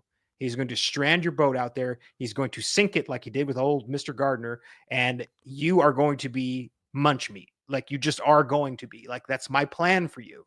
And so it becomes the fight of their life. Damon, feel free to just wax poetic about the sequence that kind of leads to them fighting this shark really like hand to hand, which is an insane idea. And visually so dynamic. It's such a cool portion of this portion of the movie to me is just so insane how they got it done. So I've seen this movie, as I said, dozens of times. I don't know if I could count. I would probably say this is one of the like 3 movies I've seen the most in my lifetime. I don't know, 50 or 60 times. I have no idea. I've seen it a ton of times. If they ever lost the history of Jaws, the script, I could rewrite it for them because I know this movie so well. from the moment that Chief Brody steps on that boat until the very end, you could put that on for me once a day and I'd never get tired of watching it. Yeah. Just that last like 35, 40 minutes of them on the boat together. And you mentioned when the shark attacks the boat, they have that realization, and that's really when they come together as a crew, and they're just like, hold on now, we were not only have we, and now that we bonded over our scars, and I told you this really traumatic story about the USS Indianapolis when I had my first interaction with sharks, and I saw some of my friends getting killed after we dropped off the Hiroshima bomb. Like that's a bonding moment in and of itself. But then when the shark attacks, there's no longer this rivalry between Quint and Hooper, and Chief Brody is no longer just like the third wheel on the boat. He's like, we all have to work together for a common cause because this is not a normal shark. This is a 25-foot great white determined to kill us. And so they really have to bond and work together for the rest of the movie. They are doing that. Even later in the movie when Quint is like, what kind of tools do you have, Hooper? Because all his tricks have failed. He shoots this thing with barrels, trying to bring it to the surface and basically drown it or, kind of bring it out of the water so it can't breathe anymore, and it dies that way. This shark takes 2 barrels, and he's like, fuck your barrels. I'm going back under the water. Fuck your barrels. Like, this is an unknown situation, even Quint, who has killed sharks for, I don't know, decades probably at this point. And he's like, this has never happened to me. I've never had a shark not come up from a couple of these barrels I shoot in it, and it drowns or suffocates, for lack of a better word. And they have to team up together to get this common goal. And at that point, Quint switches from finishing a job and getting paid $10,000 to an obsession. Yeah. Quint is no longer worried about the money. He's no longer worried about safety. He's no longer worried about the spoils of war. Going home and I'm the conquering hero. None of that matters. This is man versus beast, and I'm going to beat the beast. And he becomes obsessed with that for the rest of the movie. And he will do anything. And I think the biggest key to that is when Brody's like, I'm making a call. Like, this is going too far. Like, this is not working. The engine's all fucked up. Like, this thing is attacking us. We are not going to make it out of here. And he's like, Brody to shore, and he smashes the radio. Yeah. Brody's like, oh, that's great. What are we gonna do now? And Quint's like, calm down. He's like, this is Ahab and Moby Dick. This is like the great white whale. This is the great white shark. And he's like, I'm not gonna let the Coast Guard come in here and do that. Yeah. I don't want another ship coming out here to rescue us because we're in trouble. I'm beating this fucking shark. Come hell or high water. And Hooper's like, oh, boys, he's back for his noon feeding. And from that moment on, like it goes from a job to a pure just bloodlust obsession.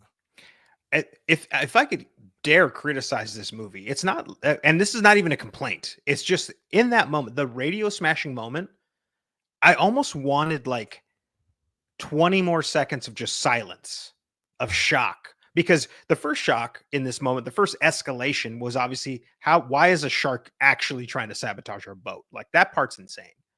The next shock is Quint's actions there. When he smashes that radio, you put it all so eloquently. I'm not going to repeat it.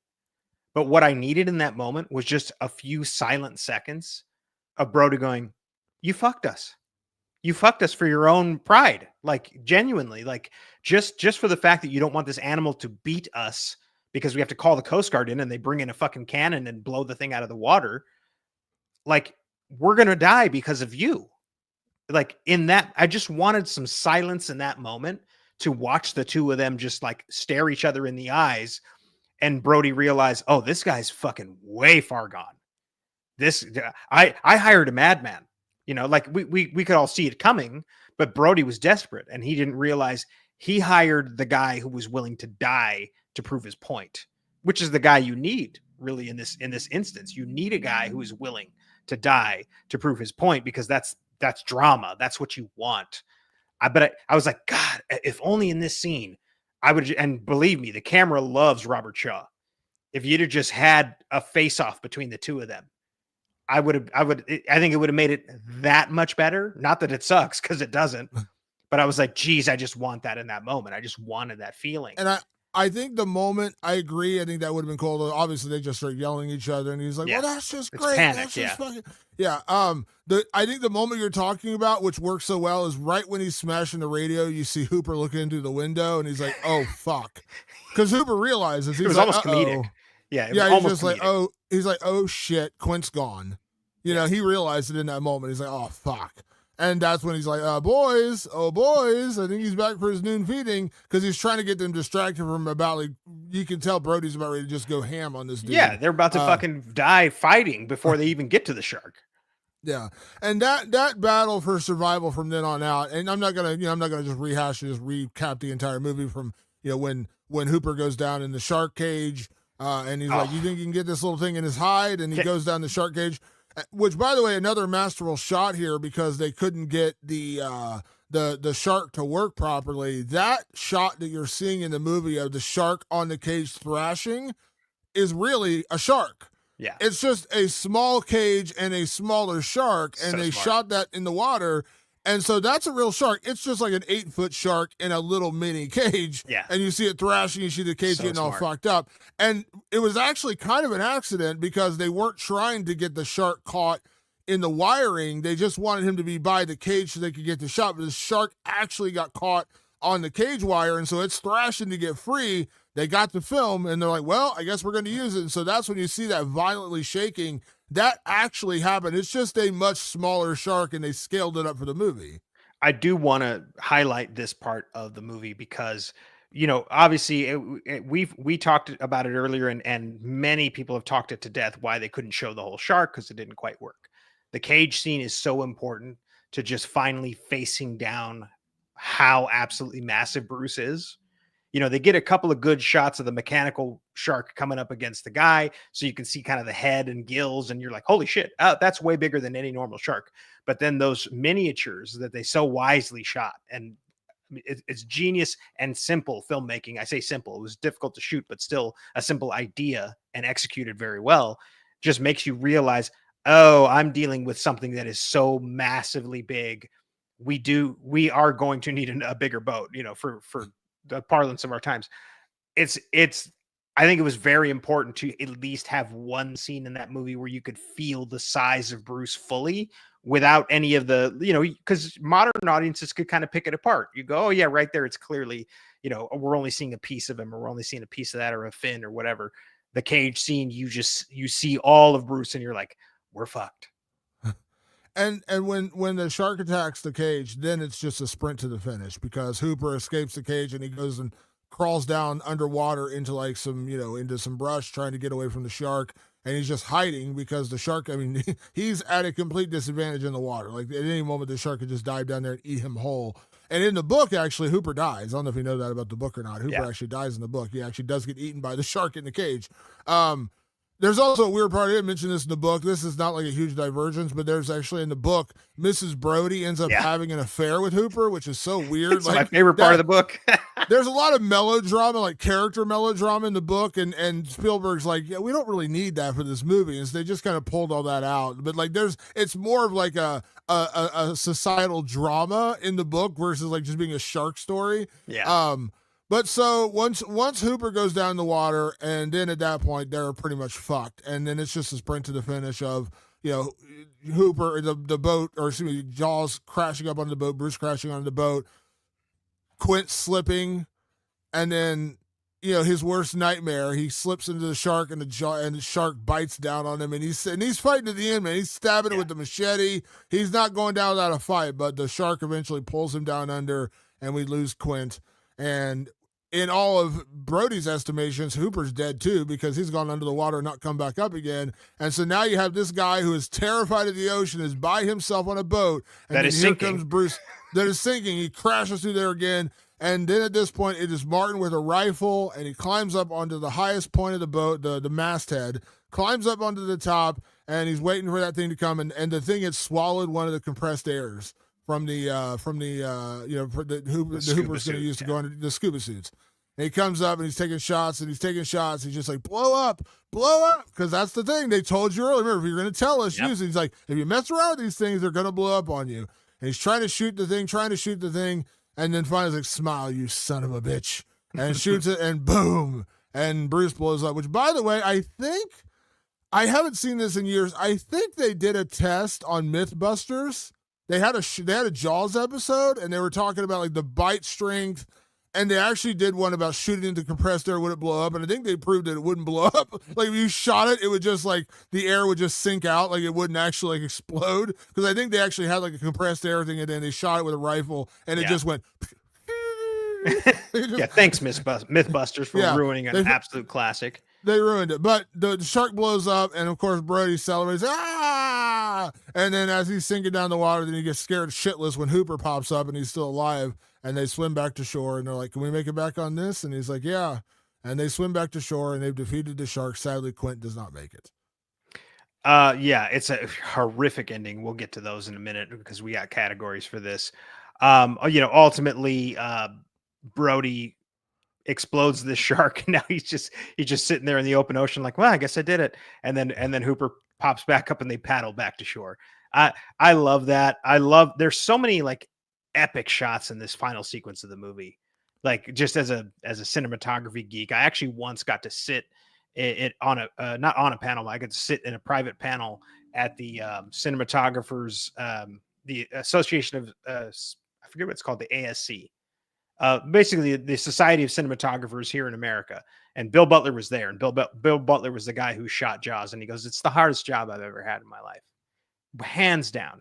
But man, did that guy deliver some incredible shots, just epic and beautiful shots that to this day I just go, that must have been so insanely difficult to get, but it's perfection. It's a really well-made film, Damon. It's not just, oh, wow, this is cool and effective and scary, but it's kind of low budget and kind of rough around the edges. It's not.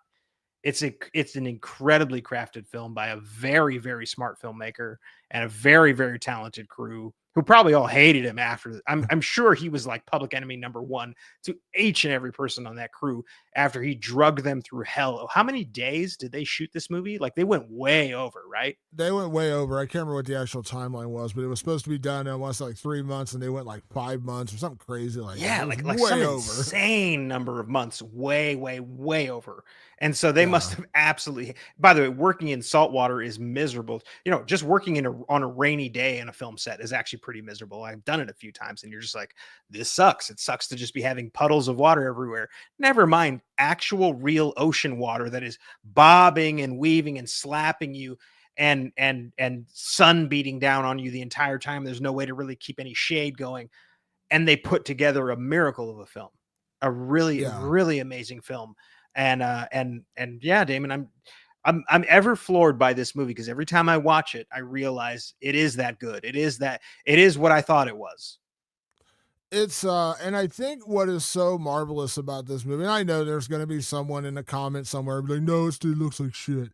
This movie looks good. It holds up. Like it really does hold up. Like I know, like you're dealing with 1973, 1974 props and cameras and effects, and it still looks great. Like even when Jaws pops up and grabs Quint, like it looks effective because they're even when you watch like Shark Week videos, like sharks are they're not, and in a weird way they picked the perfect animal because they are just like smooth animals. Like you're not dealing with like a leopard with like a spots and fur and stuff. Like they're just dealing with a very smooth like sea creature.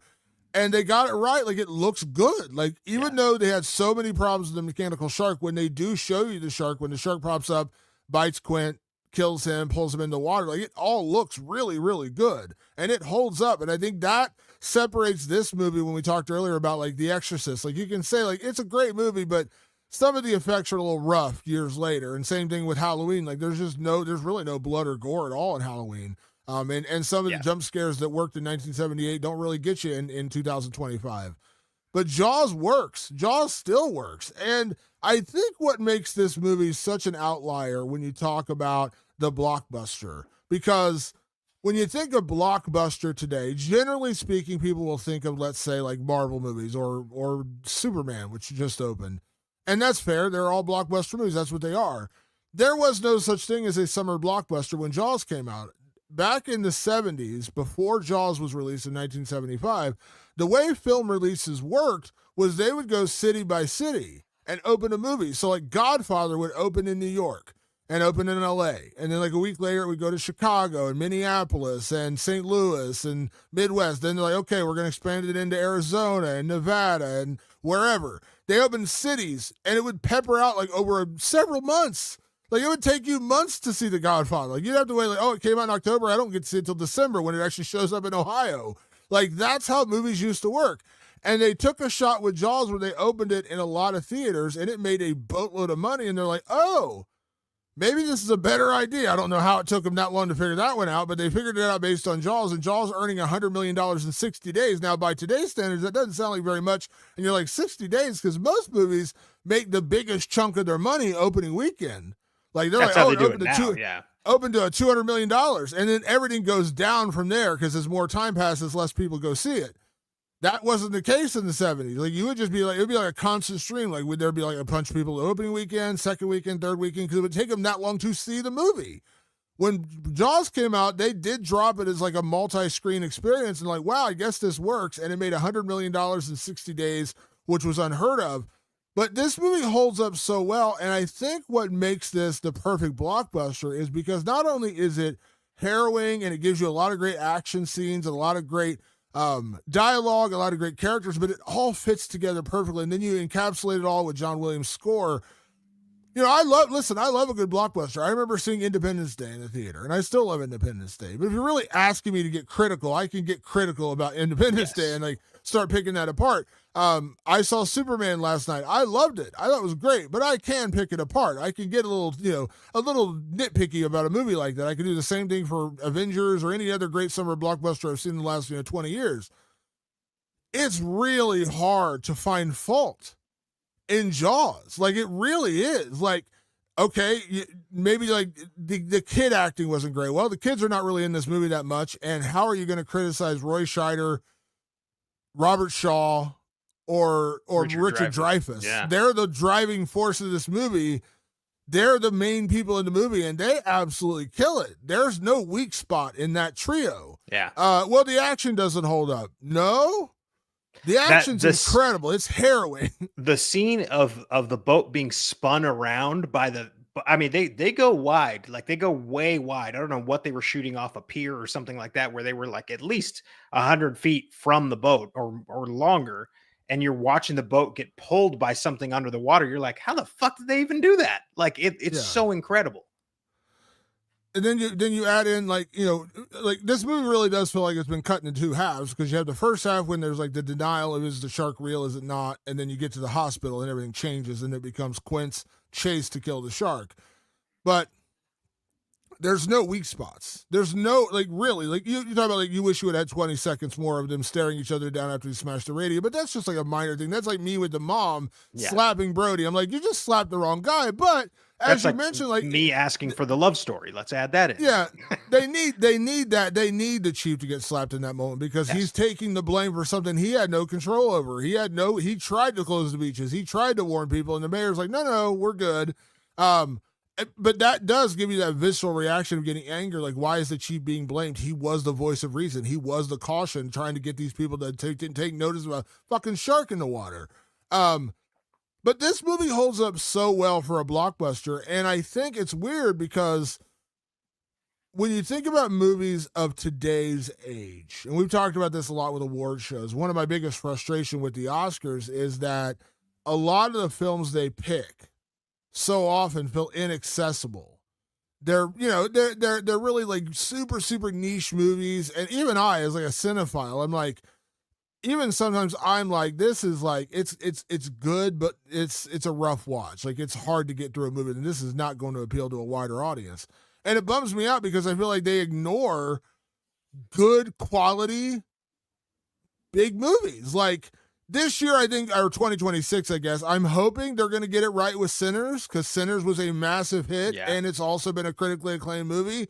They kind of did it with Get Out. They kind of did it with Logan a little bit when that came out.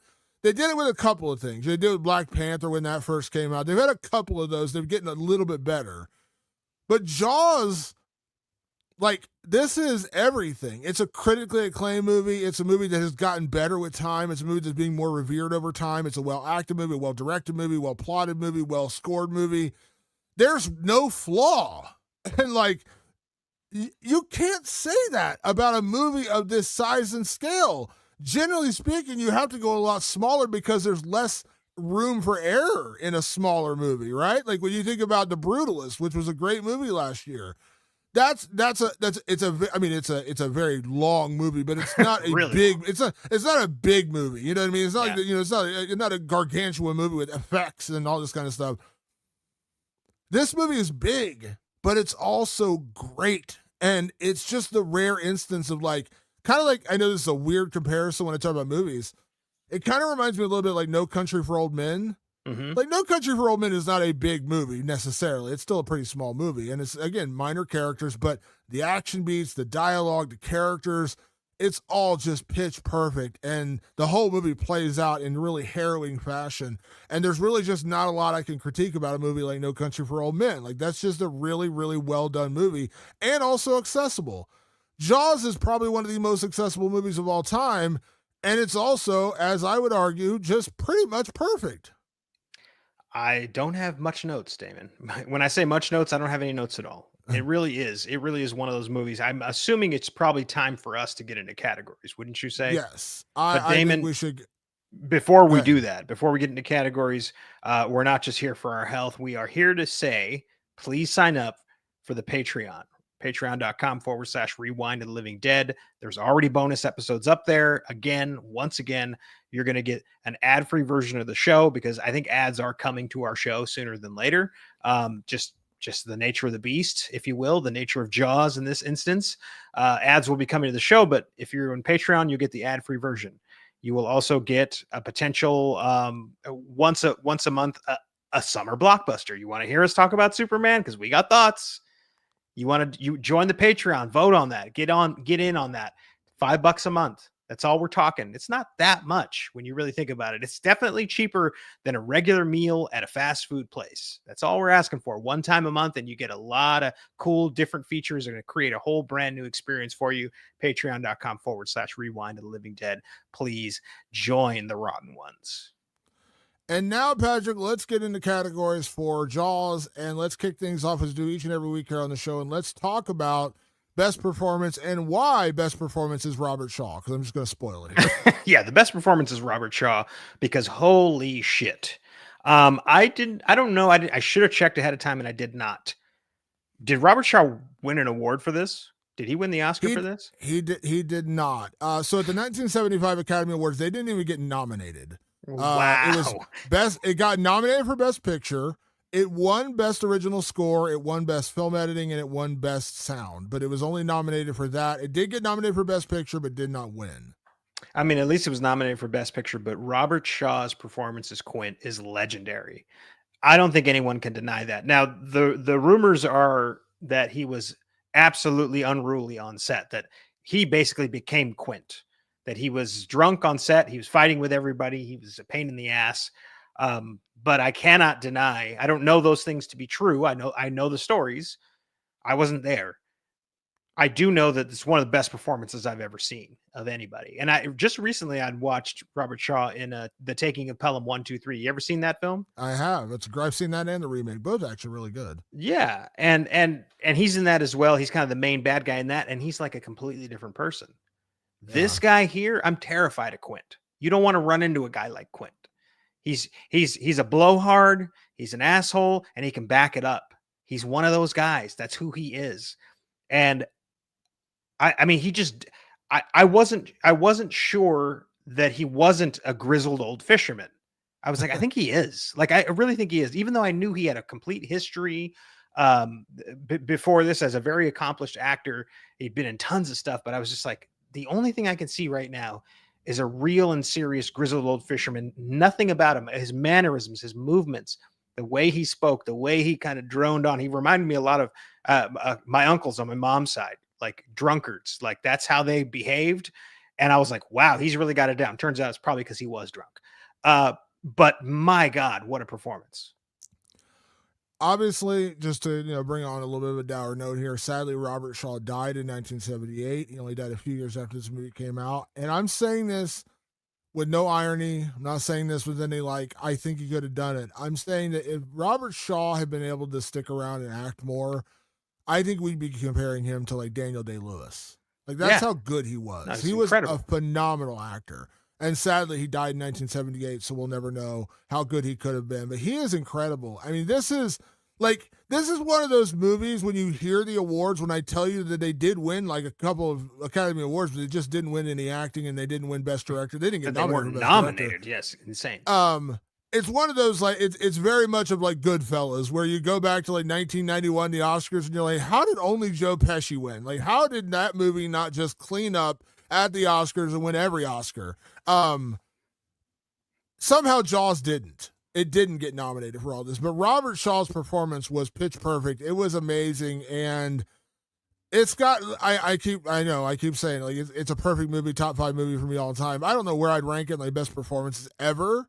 But it's up there. Like it's up there, like one of the strongest acting performances I've ever seen. I'm speechless. I would love. I'm probably gonna have to go on YouTube and just watch a supercut of all his scenes because they were just something to behold this time around. When I was really thinking about it with we've said in the past our podcast brains, like where we're really analyzing the movie as we enjoy it, and I was just like, this is acting on another level. Like he's out acting everybody by far. So we have a guest who's just joined us. I wonder if he'd like to talk to us about I Jaws. would love it if our guest would join us right now. I think you would. Here's our buddy Slasher Talk. Justin, can you hear us? What up, fellas? How are you? We are good. We are in the middle of our Jaws review, and if there's one man who loves shark movies, it is you. You are a shark enthusiast, my friend. Brother, I went through a gauntlet the last weekend. I watched like 10 shark movies in like 3 days. I just got the urge and I was like, we're just gonna go. So is it just like, is it like Jaws and then everything else? Because that's kind of where I think we all go, right? Yeah, I mean 100%. That's why, like, because I posted on my Instagram and I was like, oh, going through a bunch of shark films, and like it's funny, but I had a couple people go, heard of Jaws? And I'm like, yeah.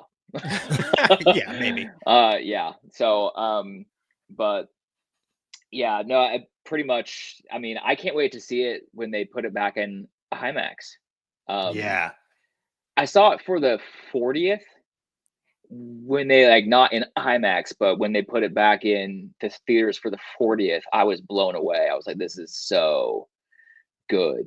Because obviously, like I didn't get a chance to see it when it first came out, on the big all of us screen. But just seeing it, even after seeing it so many times, like seeing it on the big screen was just a whole other experience. So IMAX should be fantastic. But yeah, no, it's Jaws, and then like pretty much fight for second, because it's not happening. I'm just curious what we just started categories and we'll jump right back into them, but I'm just curious, what in your opinion comes second? Because to me it's so hard to even say anything is even remotely close to Jaws. No, so what could be anywhere near it?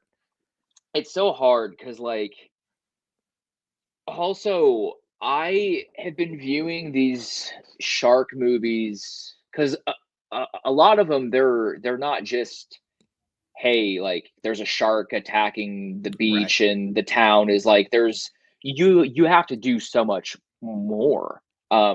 So like when I watched 47 meters down, like I have 10 plus years of scuba dive experience now. So like there's all these certain scenes in 47 meters down. I was like, dude, I've been in that situation, not like cage crash and all this kind of stuff, but like pure blackness and having to deal with like, the air tanks and stuff. Like, so you have a more like personal, like visceral experience with those kinds of things. So like 47 meters down, I think is up there, but like, I really liked The Reef. I think The Reef is great. I haven't rewatched The Shallows or Deep Blue Sea. Because I started cranking through like just a bunch that I hadn't seen for ever. But like you always hear about the Shallows, Deep Blue Sea, but I think The Reef is incredibly underrated. And then one that nowhere near second place, but this will be your favorite, Patrick. Open Water 3 is like a found footage. Yes. Is like a found footage take on like being out in the ocean and stuff with sharks and stuff, and it just had this like different, after slamming through like 12 shark movies in 2 days, I'm like, this one sticks out just because it's an entirely different, different approach. So, Yeah, but I no, remember that one. at the end of the day, it's Jaws. It's got to be Jaws. Yeah, It's funny you said. And did you? I think you may have done a review on this on your TikTok channel, which is a phenomenal channel. Did you saw Dangerous Animals, right? oh yeah, yep.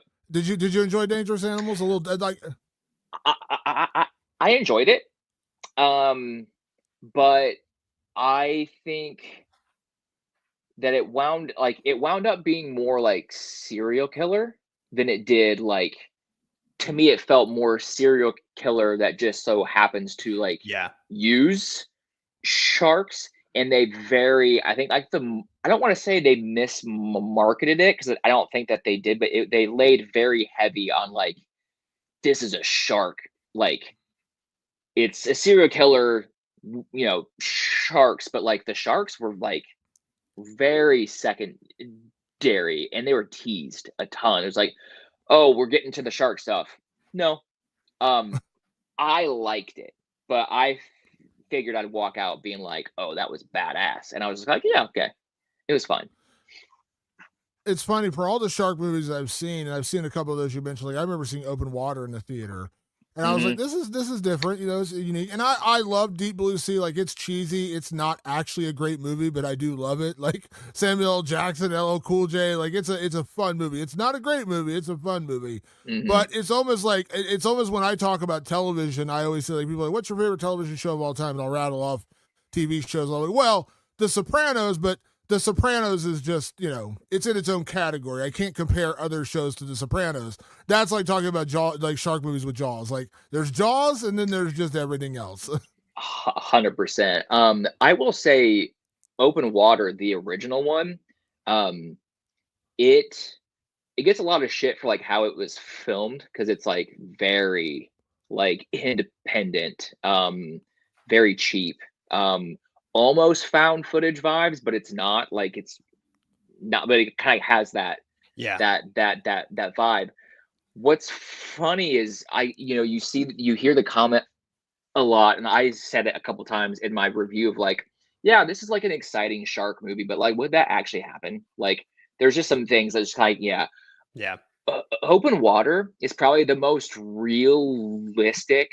You're just kind of floating out in the water, and like a baby shark might come up and like check you out, but like it might pull you under 9 hours after. But like, it's not a very exciting shark movie, but it's probably one of the most realistic for sure. Yeah, I felt very like immersed in that one. Yeah. So we were getting into some categories, and I know I'm kind of throwing you off the cuff here, Justin. We were just getting into some of our favorite parts of Jaws, but I'm assuming you can probably speak to this just as much as we can. And we were just talking about, we were talking about best performance, which we both agreed was Robert Shaw. And we were talking about, we were going to get into some other categories. So I'll just kind of throw it to you since we're getting into this. And we're going to talk about best scare, because at the end of the day, this is still, I just said this earlier, I still think this is a truly scary movie. Like, it's one of the few, like, you are a scuba diver. You will not get me near the ocean. I'm not going near the ocean. You can't convince me of it otherwise. Do you have a favorite scare from Jaws? Like, whether it was your first time you saw it as a kid or now, like, is there a favorite moment that still scares you about Jaws? I mean, it's hard not to do the, when Bruce comes through the water for the first time, that we're going to need a bigger boat. Like, dude, it's hard not to just point towards that. It's just so iconic, and just like, it's your first like, oh shit, that's a shark, dude. Like, yeah. And Patrick, we just talked about the line, and you messed it up. You I said know. we're gonna need a. Everybody knows it that way. You're going to need a bigger boat. So yeah, you're gonna need a bigger boat. You're gonna need. You are Yeah. going to need a bigger boat. We know this. You're gonna need a bigger boat. Patrick, what about you? What was your favorite scary moment? Honestly, my scariest moment, and it always has been. I mean, and that one's, believe me, iconic and classic. It's still Ben Gardner says boo. When Hooper's down there scuba or skin diving, looking for what's going on under there or whatever, and Ben Gardner's head pops up and just right in your face with the eyeball missing and everything, it sends a chill down your spine. When you talk about chilling, that's an absolutely chilling moment. So, when I was a little kid, it scared the shit out of me. Now I'm just like, whoa, like it gets me in my spine, it gets me in my stomach. Like it is just a great scare on a very base level. It just works. Dark water, hole, can't see what's going on, and then all of a sudden there's a dead body in your face. It works. Yeah, that head bouncing out, like I think that's probably still tops for me too, because I remember watching that as a kid and it scared me. And to this day, like I know it's coming, and I'm still sometimes caught a little off guard by it because, like, when's the head popping out? Oh, there's the head popping out. It's a great jump scare, and it's a really effective one because you just don't see it coming, especially the first time you see it, because you're like, there's a hole in the boat. Clearly, the sharks attacked the boat. Everyone's probably dead, and then here comes this head out of nowhere, and it's a very jarring moment. And I think Hooper has the same reaction we probably all had watching that for the first time. What about, we talk about best chum. We said best chum, best kill. There's a lot of kills in this movie. There are quite a few people who do not make it out of this one alive. I'm throwing this completely out. So we know at the end it's Hooper and Brody that survived. Did they pick the right people? Are we okay with Brody and Hooper? Should Quint have made it? Are we okay with who actually died? I'm going to interject and just say it's poetic that he died the way he died because of what he's talking about on the USS Indiana, right? Like he's talking about having survived in the water for, 72 hours or something with his friends, and then hearing the screams. That's the part I love so much about that little speech when he talks about the screams, and then the way he dies, screeching and screaming. So I'm not even saying that's my choice. I'm just saying that, like, poetically, that's the reason why Quint needed to die. Like it was all coming back around story-wise, it was just wrapping itself up. It's like ultimately this man's obsession, when he smashes the radio, he's like, no, I'm going to beat this shark. His obsession ended up killing him. That's why he ended up in the mouth of Jaws, because he didn't seek the help of the Coast Guard. He shunned it to come after him. So yeah, I just on a personal opinion, he was meant to die is my point. Yeah, I agree. I think he had to die. Although, like I said, I do. The book kills everybody but Brody. I'm not upset Hooper made it by any stretch of the imagination, but like I could have seen a case where they're like, yeah, you go down the shark cage, you play around with sharks, you're gonna get sharked. So I think I could see a world where Hooper doesn't quite make it. Do you have a favorite kill in Jaws, Justin? You have a favorite one that stands out for you? Your favorite kill in Jaws? It's probably like the most basic answer, but it's like when I think of a kill from Jaws, my brain automatically just goes to that opening. Like the opening is just it just sets the tone for the entire film. And like that underwater shot, you see your legs just kick in, and the soundtrack and just everything. Like it might not be like the best kill in the movie or whatever, but like when somebody says like a kill in Jaws, I just go right to that cold open. It's just fantastic. Patrick, what about you? That was gonna be my pick, and then I ended up going with Alex, the first kid who's killed at the beach, because this time around, it really hit me how gruesome his death is. He's on that little yellow inflatable raft or whatever it is, and when the shark hits him, you don't really see what happens, but all of a sudden, you see this roiling water turn red, and it's a kid. It's a fuck them kids moment, like 100%. And so it's just, you're just like, holy shit. And then the kid is screaming and gets dragged under. And then the end of that with the punctured raft hitting the shore and it's surrounded by red water. It's disturbing.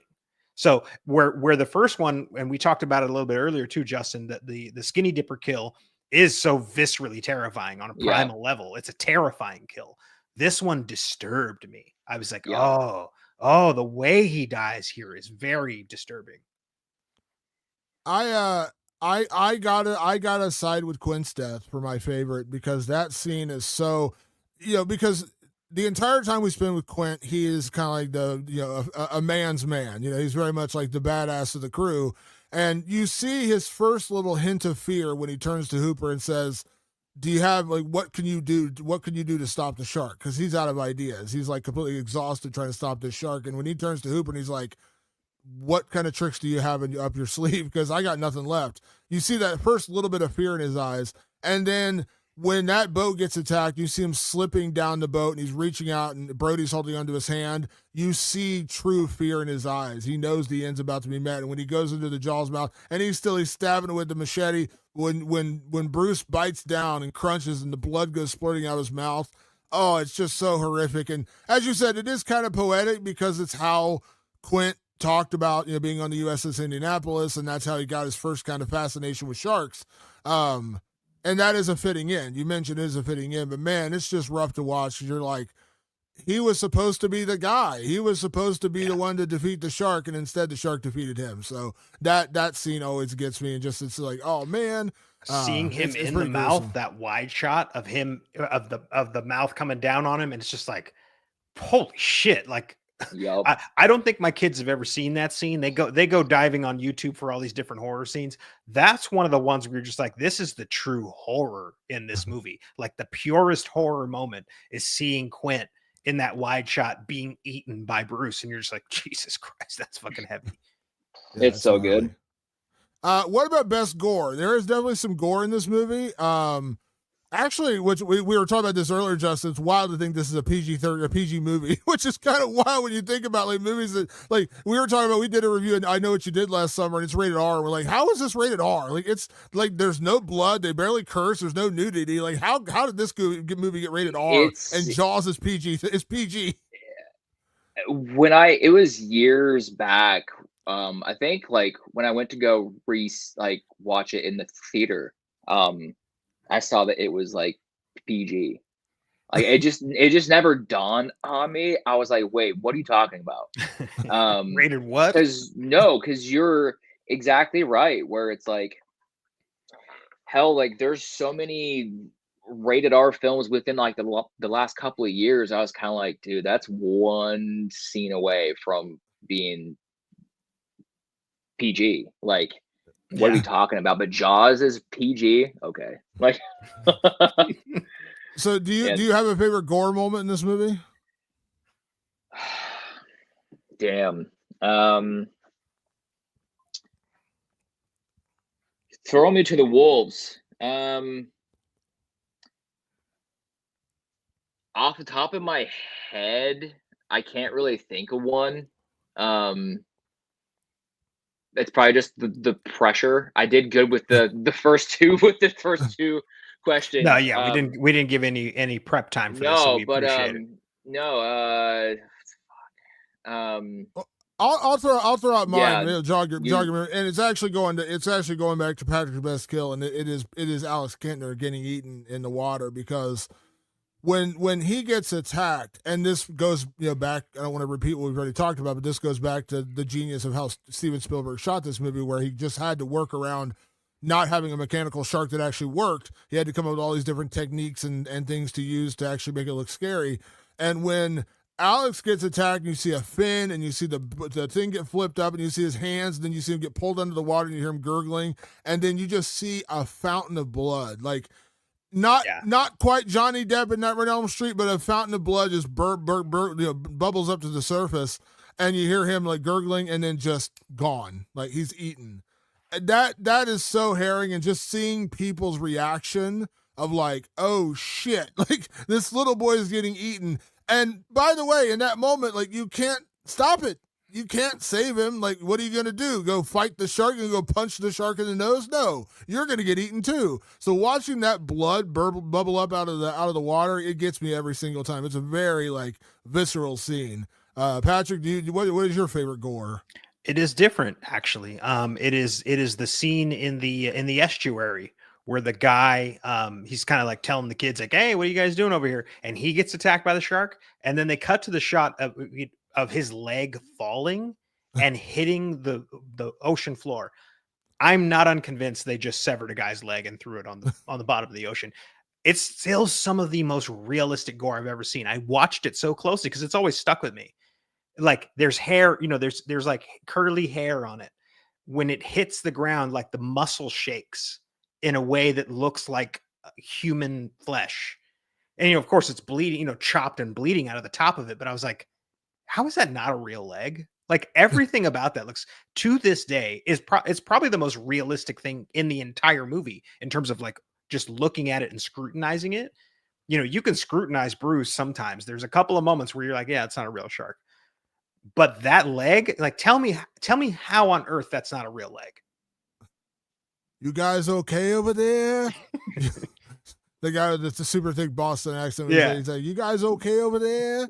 And then, he gets upended and just gets bit in half by the shark. And then the girl, which by the way, I do commend, there's some really strong, if I was going to criticize any acting in here, it's the girl on the shore going, shark, it's a shark. I'm like, yeah, okay, the extra, maybe she's probably not. Damon, it was the 1970s, man. That's how people talked. It was very real. Well, and then you go back and you say, like, you can like criticize Bruce, but like, yo, like it was the 70s. In and that like time, you weren't that was teams at all. Yeah. That was, it was a physical thing. And so like that's why like a lot of these newer films, like, yeah, like doing these more exciting, more ambitious things with these CGI sharks, but like the shark doesn't look real at all. Criticize Bruce all you want on like, oh, that's not a real shark.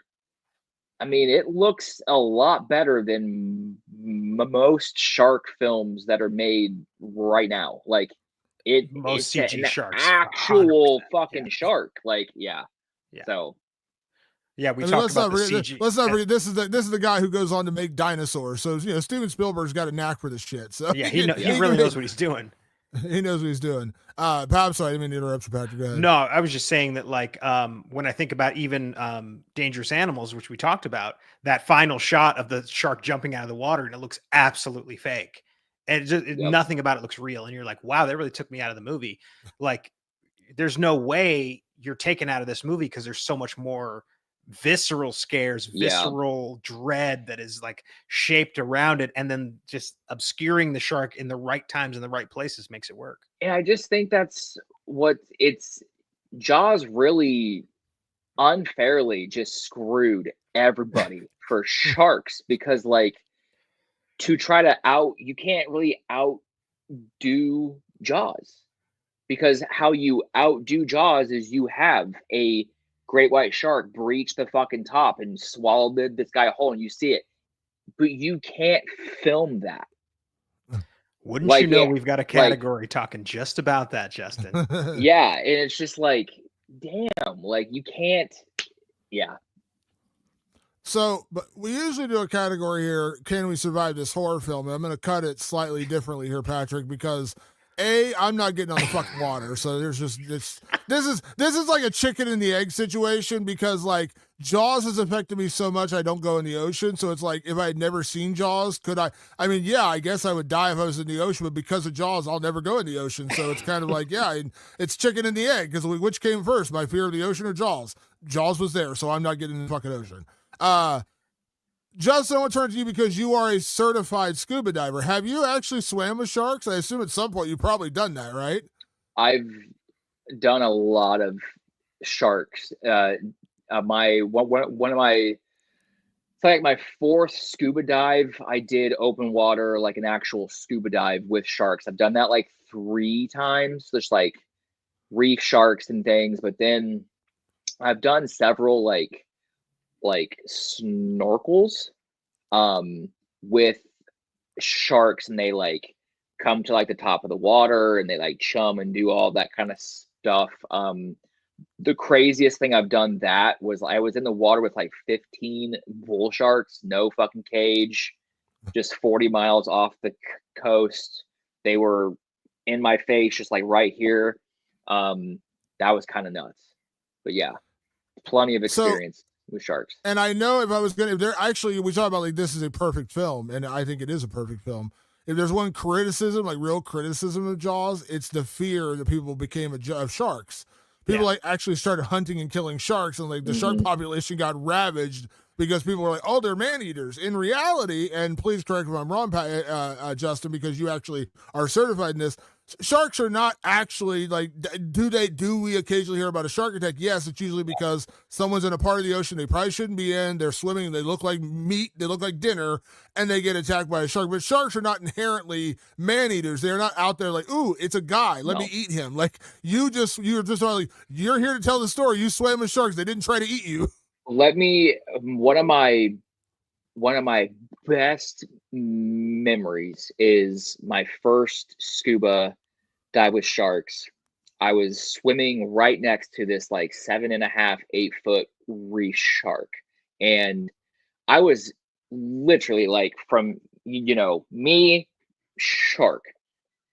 And I was pumping my legs as hard as I could to keep up with it. And it's just slowly gliding, and I'm like, dude, this is so cool. What an experience. And then you just saw at the corner of its eye, it like looked at me and it was like, I'm sick of you now. And just in one little kick, that motherfucker was gone. And it was like it was like a sense of me being like, I am not supposed to be here. This is not where I'm supposed to be. And if that thing wanted to kill me, it would do it instantly. But it let me swim next to it for 4 to 5 minutes. And then once it was done, it was like, okay, you've had enough. And dude, if they wanted to just go out there and take all of us out, they would have no problem.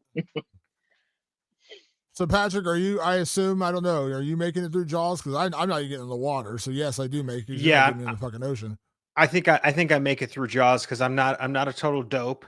But it would be me and Justin on the boat waving to you, standing at the shore with just water lapping on your ankles, going, "Get the fuck out of here, guys! I'm not doing it." And then it would be me and Justin paddling all the way back for sure. Like I'm not foolish, I guess is my point. And I think a lot of the people who ended up as shark meat in this movie were being foolish.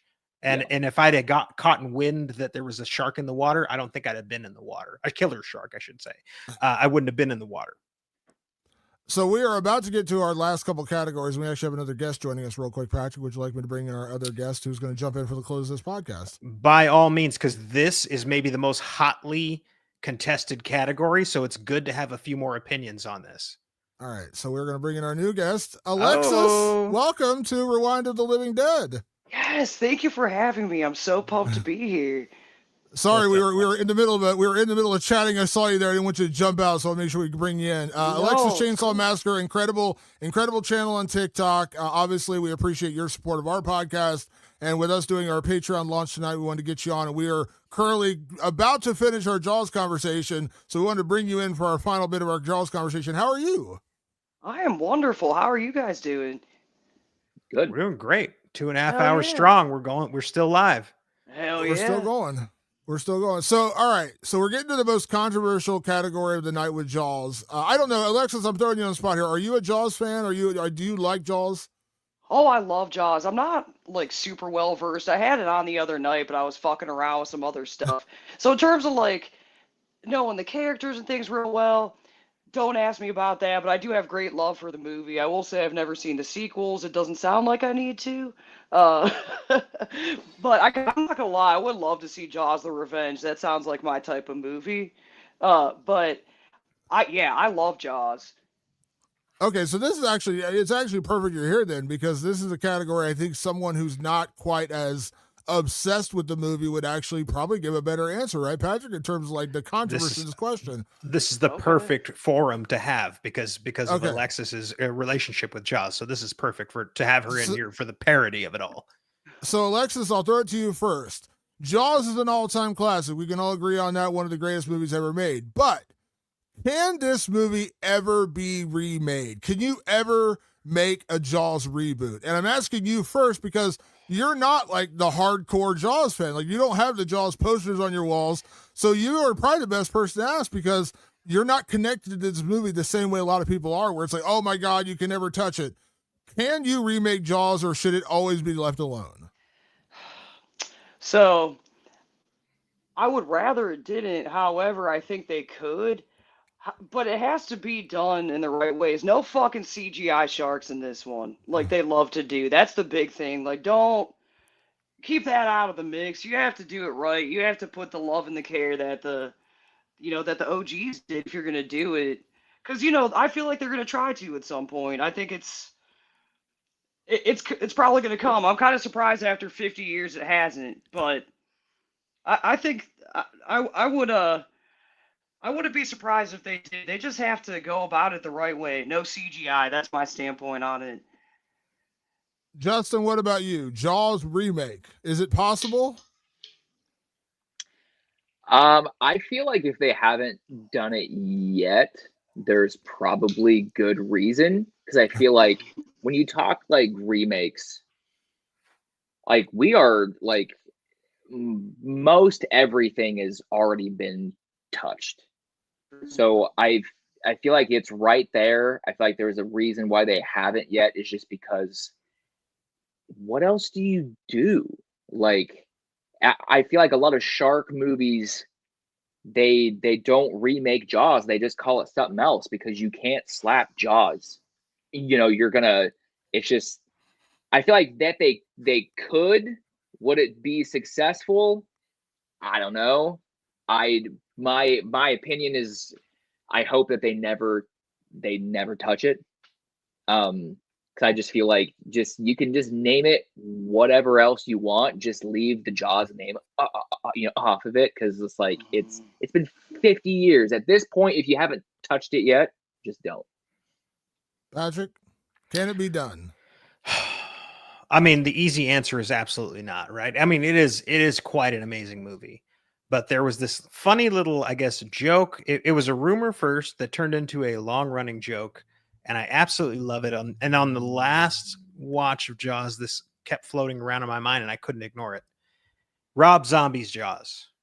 Now, hear me out. Okay, everybody goes, ah! Yeah, everybody explodes immediately.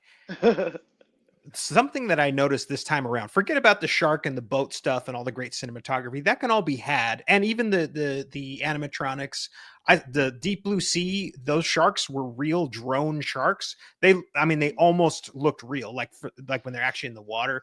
I think all of the practical effects could still be done to this day.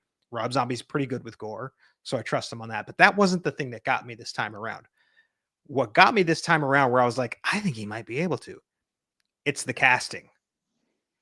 Rob Zombie, love him or hate him, the man can cast a film to make what is a Rob Zombie film. And these people in this little town of Amity were so Rob Zombie coded because they were kind of real. They were kind of gritty. They were kind of ugly. They were kind of stupid.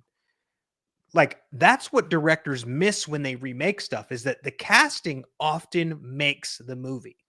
And you look at like Chief Brody, by the way, Chief Brody in that movie, a year younger than I am now, if you can even believe that. But he's like a grizzled New York street cop. Like, there's something about him that actually like works for that moment. And then you have this sort of, academic and Hooper, played by young Richard Dreyfuss, and he's just squirrely and squeaky enough, and it works in what he's doing. And then of course you have this blowhard captain in Quint. You need to cast guys and girls that feel that way, that like feel real and touchable and texturized and all that shit. And so I'm like, I would never remake this thing. I would never touch this thing. But if I was going to give it to a director, I would give it to Rob Zombie, because he would know to cast it that way. Because you would miss that. Everybody in Amity would be pretty. They'd be taking selfies and blah, blah, blah. They'd miss the point. This is a dirty little town that requires that requires tourists every summer. They're all kind of a little bent and a little crooked.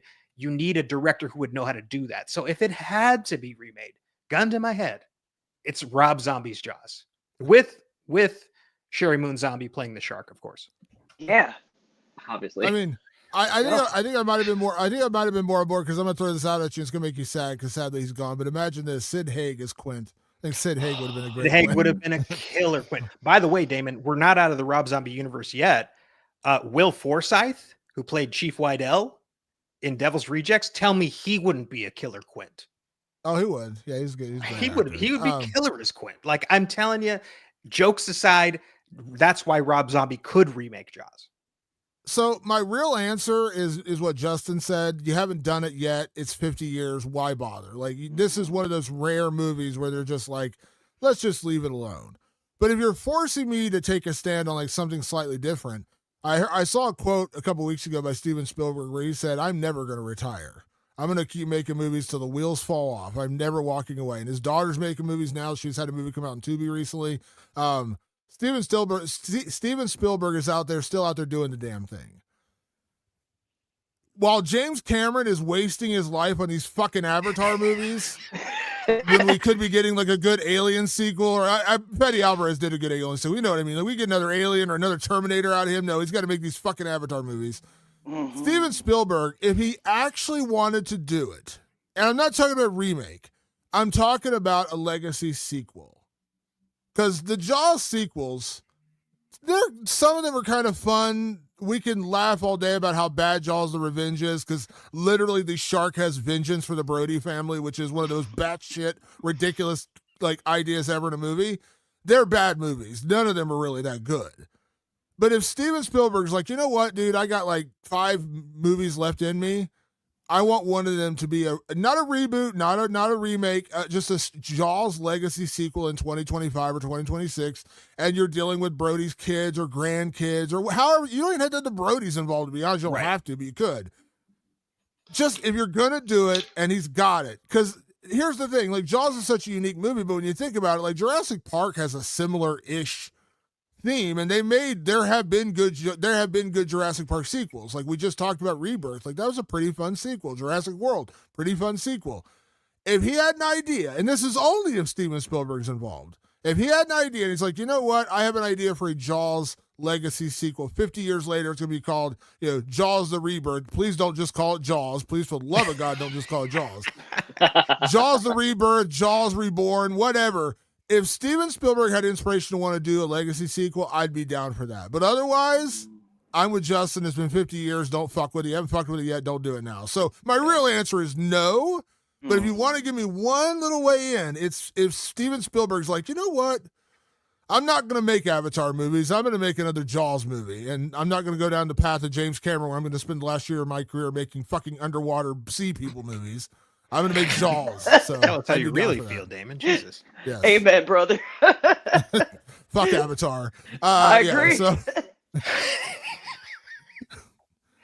Talk about a filmmaker, just an all-time great filmmaker. He's like, you know what? I'm going to spend the last years of my life making 19 Avatar movies. No shit. Jesus Christ. You couldn't give us True Lies 2. You have to give us fucking 19 Avatar movies? Really? Yeah, so that's my opinion on that. So there we go. Jaws. We're all fans. It's an all-time classic. It's an all-time great movie. And I think we'd all agree it is very much that. I'll close out on Jaws with this last thing. And this is a great panel question because everyone has a slightly different opinion on Jaws. Justin, I'll start with you as the man who has been around sharks, literally. Do you still consider Jaws a scary movie? I mean, me personally, yes. Just because of that, like, again, that personal experience. When you go through scuba diving, like, training, they honestly tell you, like, hey, like, you're a lucky scuba diver if you jump into the water and you see a shark. Like, that is like you're lucky because, like, if you jump in and, like, there's a shark in the area, typically they're like, I don't want anything to do with that. But it's on that same side of the coin, it's the sharks that you do not see that you have to be worried about. They say if you see a shark, you are fine because, like, they hunt from the bottom. So it's the shark that you don't see that's the one that you have to worry about. So It's just that feel, all of the underwater shots and the low angles and that score and just everything is just, I just think it just hits the right buttons. Alexis, what about you? As somebody who's not like, you love Jaws, but you're not just like obsessed with Jaws, do you consider Jaws a scary movie? I would say yeah, and here's why. I'm gonna admit I am not cool enough to swim with the sharks. I'm a fucking pussy. I think the ocean is what's even going, past the sharks, what lies beneath the ocean, the Amazon, all that shit. I have a great respect for nature, but we don't know what all is going down there. So that whole unknown and yeah, not seeing the sharks and what is going on? Why is it all of a sudden attacking all these people? That concept to me is absolutely terrifying. Yes. All right, Patrick, is it scary? Is Jaws still scary? Damon, when we started this podcast, I don't know, for almost 5 years ago to the day, we decided that all scary movies are really tied around dread.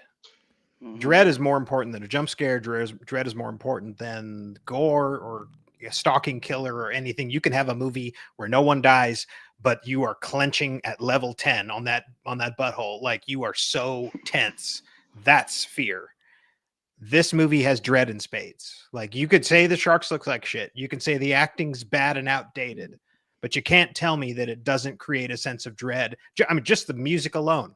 Mhm. Like I remember I was skin diving with a buddy in the kelp forest right here in California, and I just heard dun-dun in my head, and I was like, I can't see 5 feet in front of myself. I'm going to get back in the canoe. Like just the music did it. This is a dread-inducing film in more ways than one. Now, as the generations go on, it might begin to soften to people, and they don't see it the way the way other generations have. But it's crafted for dread, and it does it in spades. So it's absolutely a scary film. Yeah, I'll close out and agree with everybody here. I mean, listen, I don't need to say more than what you guys have said so brilliantly. I'll just add my little 2 cents of what I've said a couple times in this podcast.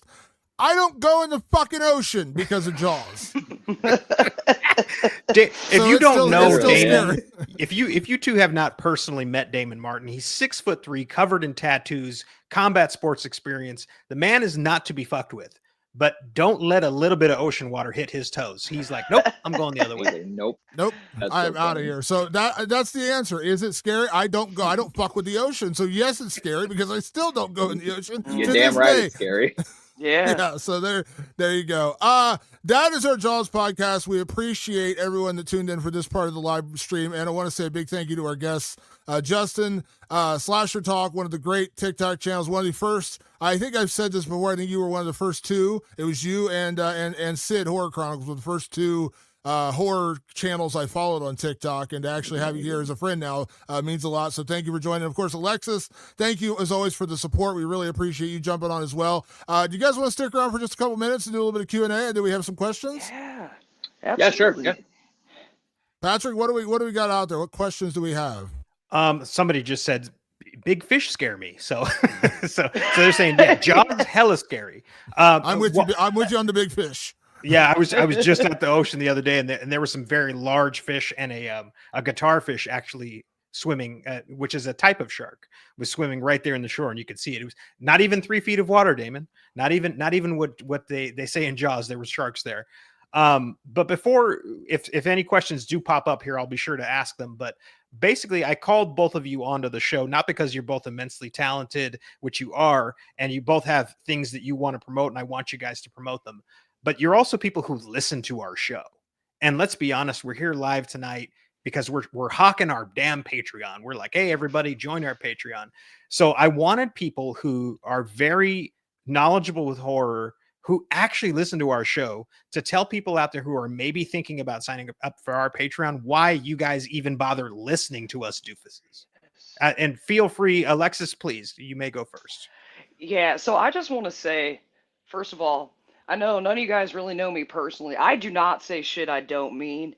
I'm very inconsistent with any kind of podcast listening. I have a bunch that I'm subscribed to. I jump around a lot. You guys, I can honestly say I listen to the most consistently, and the reason why I love you guys are very knowledgeable. Your banter back and forth is always amusing. I love you guys are also very fair. I appreciate that. Even if you think something's a pile of shit, you'll still be like, "Well, the cinematography was okay." Like, and, you know, of course there's exceptions, but I really love that, and you guys really do look at the whole picture. So you'll be like, "Okay, it was a pile of shit, but." Her hair was pretty, and I'm like, you know what?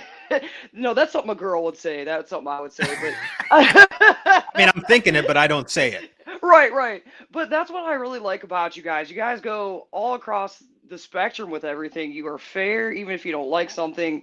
You consider everything from the writing to the directing, the cinematography, the acting to the marketing. And I love that you guys are like, fuck them trailers, because I'm right there with you. I'm like, oh, if one more fucking trailer, even on TikTok, I will not watch reviews until I've seen that movie. In your guys' podcast, too, the thing I appreciate, you do have spoilers, but you are very, you know, you give clear warning about, hey, the spoilers are coming. Honestly, I don't usually listen to the episode until I've seen the movie. So I'm like, that way, if I, you know, drift off a little bit, I'm like, oh, shit, I didn't.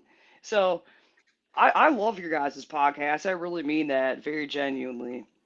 Thank you, Alexis. You're welcome. Yeah, I'll just jump off of what she said. It's you guys are very knowledgeable, very respectful in terms of like, I've said this to you guys multiple times. It's just like when you don't like something, there is still a respect of like a lot of hard work went, into this, the sound, the score, the lighting, the cinematography, like everything. Just because the end product maybe not isn't what jives with you, there are people that were a part of the process that did their job and they did it well. And you guys always at least give that feedback. It's not like the movie was shit because it was dog shit. Like there is none of that, but if you have that opinion though, you guys come to the table with, and this is why. And it's not just, it sucks because it sucks. Like you guys both come to the table with your years of knowledge and experience, and you at least have like a way to back that up. And just from a creator standpoint as well, like I think people should sign up for the Patreon, because it's, if you already listened to the podcast, it's that additional support that goes a long way. From a creator standpoint, like the amount of hours and work and stuff that goes into creating the minute-long videos that people see, or that you guys are in the podcast game. I haven't gotten into that quite yet, but like there's a lot of hours that go into this shit. And a lot of people might think that, oh, $5 for some extra content, or $5.10, or whatever it is. When several people start to sign up, that adds up, and you guys are able to provide just more content. Like it's just it goes a lot further than people think. So I think if you listen to the podcast and you enjoyed the podcast, like why not get some extra bonus content and like really support what you two are doing, because it's fantastic.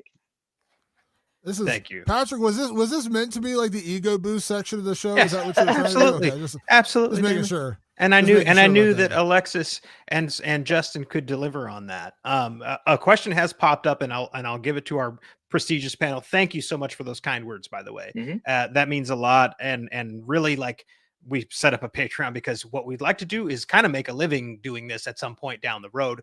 So we got to kind of build that coalition of the willing right here, right now, because this is still a side hustle for us, and this is the only way to keep it afloat is by somehow pulling us away from our other stuff. But Gary had a question, which I think is actually pretty interesting for everybody is we're halfway through the year. We've seen some horror movies come and go. Some were highly anticipated and they didn't work out. So what is your most anticipated horror movie of 2025 or beyond, and why? I will answer first, and then I got to go to dinner. My most anticipated for this year, thinking of the stuff that I saw at South by that's coming out, that I haven't seen, I think Weapons. Okay. I haven't seen any of the trailers, nothing, just the overall like idea and the posters that I've seen, and just like the little bit of information that I know. Plus, it has Julia Garner, and the cast is stacked. Who else? What's his face? Josh Brolin. Brolin. Yeah. I didn't even know they were in the movie. Thanks for the spoiler, guys. That's how little I know yeah, about Weapons. Sorry. But just like I don't know. It just feels like it's really set up to be like, I didn't know about Weapons going into the year. So I think it might just be like a little, I don't want to say sleeper hit, but it might just be fantastic. Did you like Barbarian? Me personally, yeah. Okay, so we had a very divisive. I loved it. I thought it was great. Patrick was not a fan, so I'm with you. I'm very excited about Weapons. Yeah. So, but I'm very excited for Weapons. Like, that's how I roll. Like, just because that one movie didn't work for me, I don't throw Zach Cregger out with the bathwater. I want to see what he's got next. He's clearly has talent. So, Justin, I know you got to go, but before you go, do you have anything to plug? Anything to tell people out there? No, I mean, thank you guys for having me. Really, it's always fun.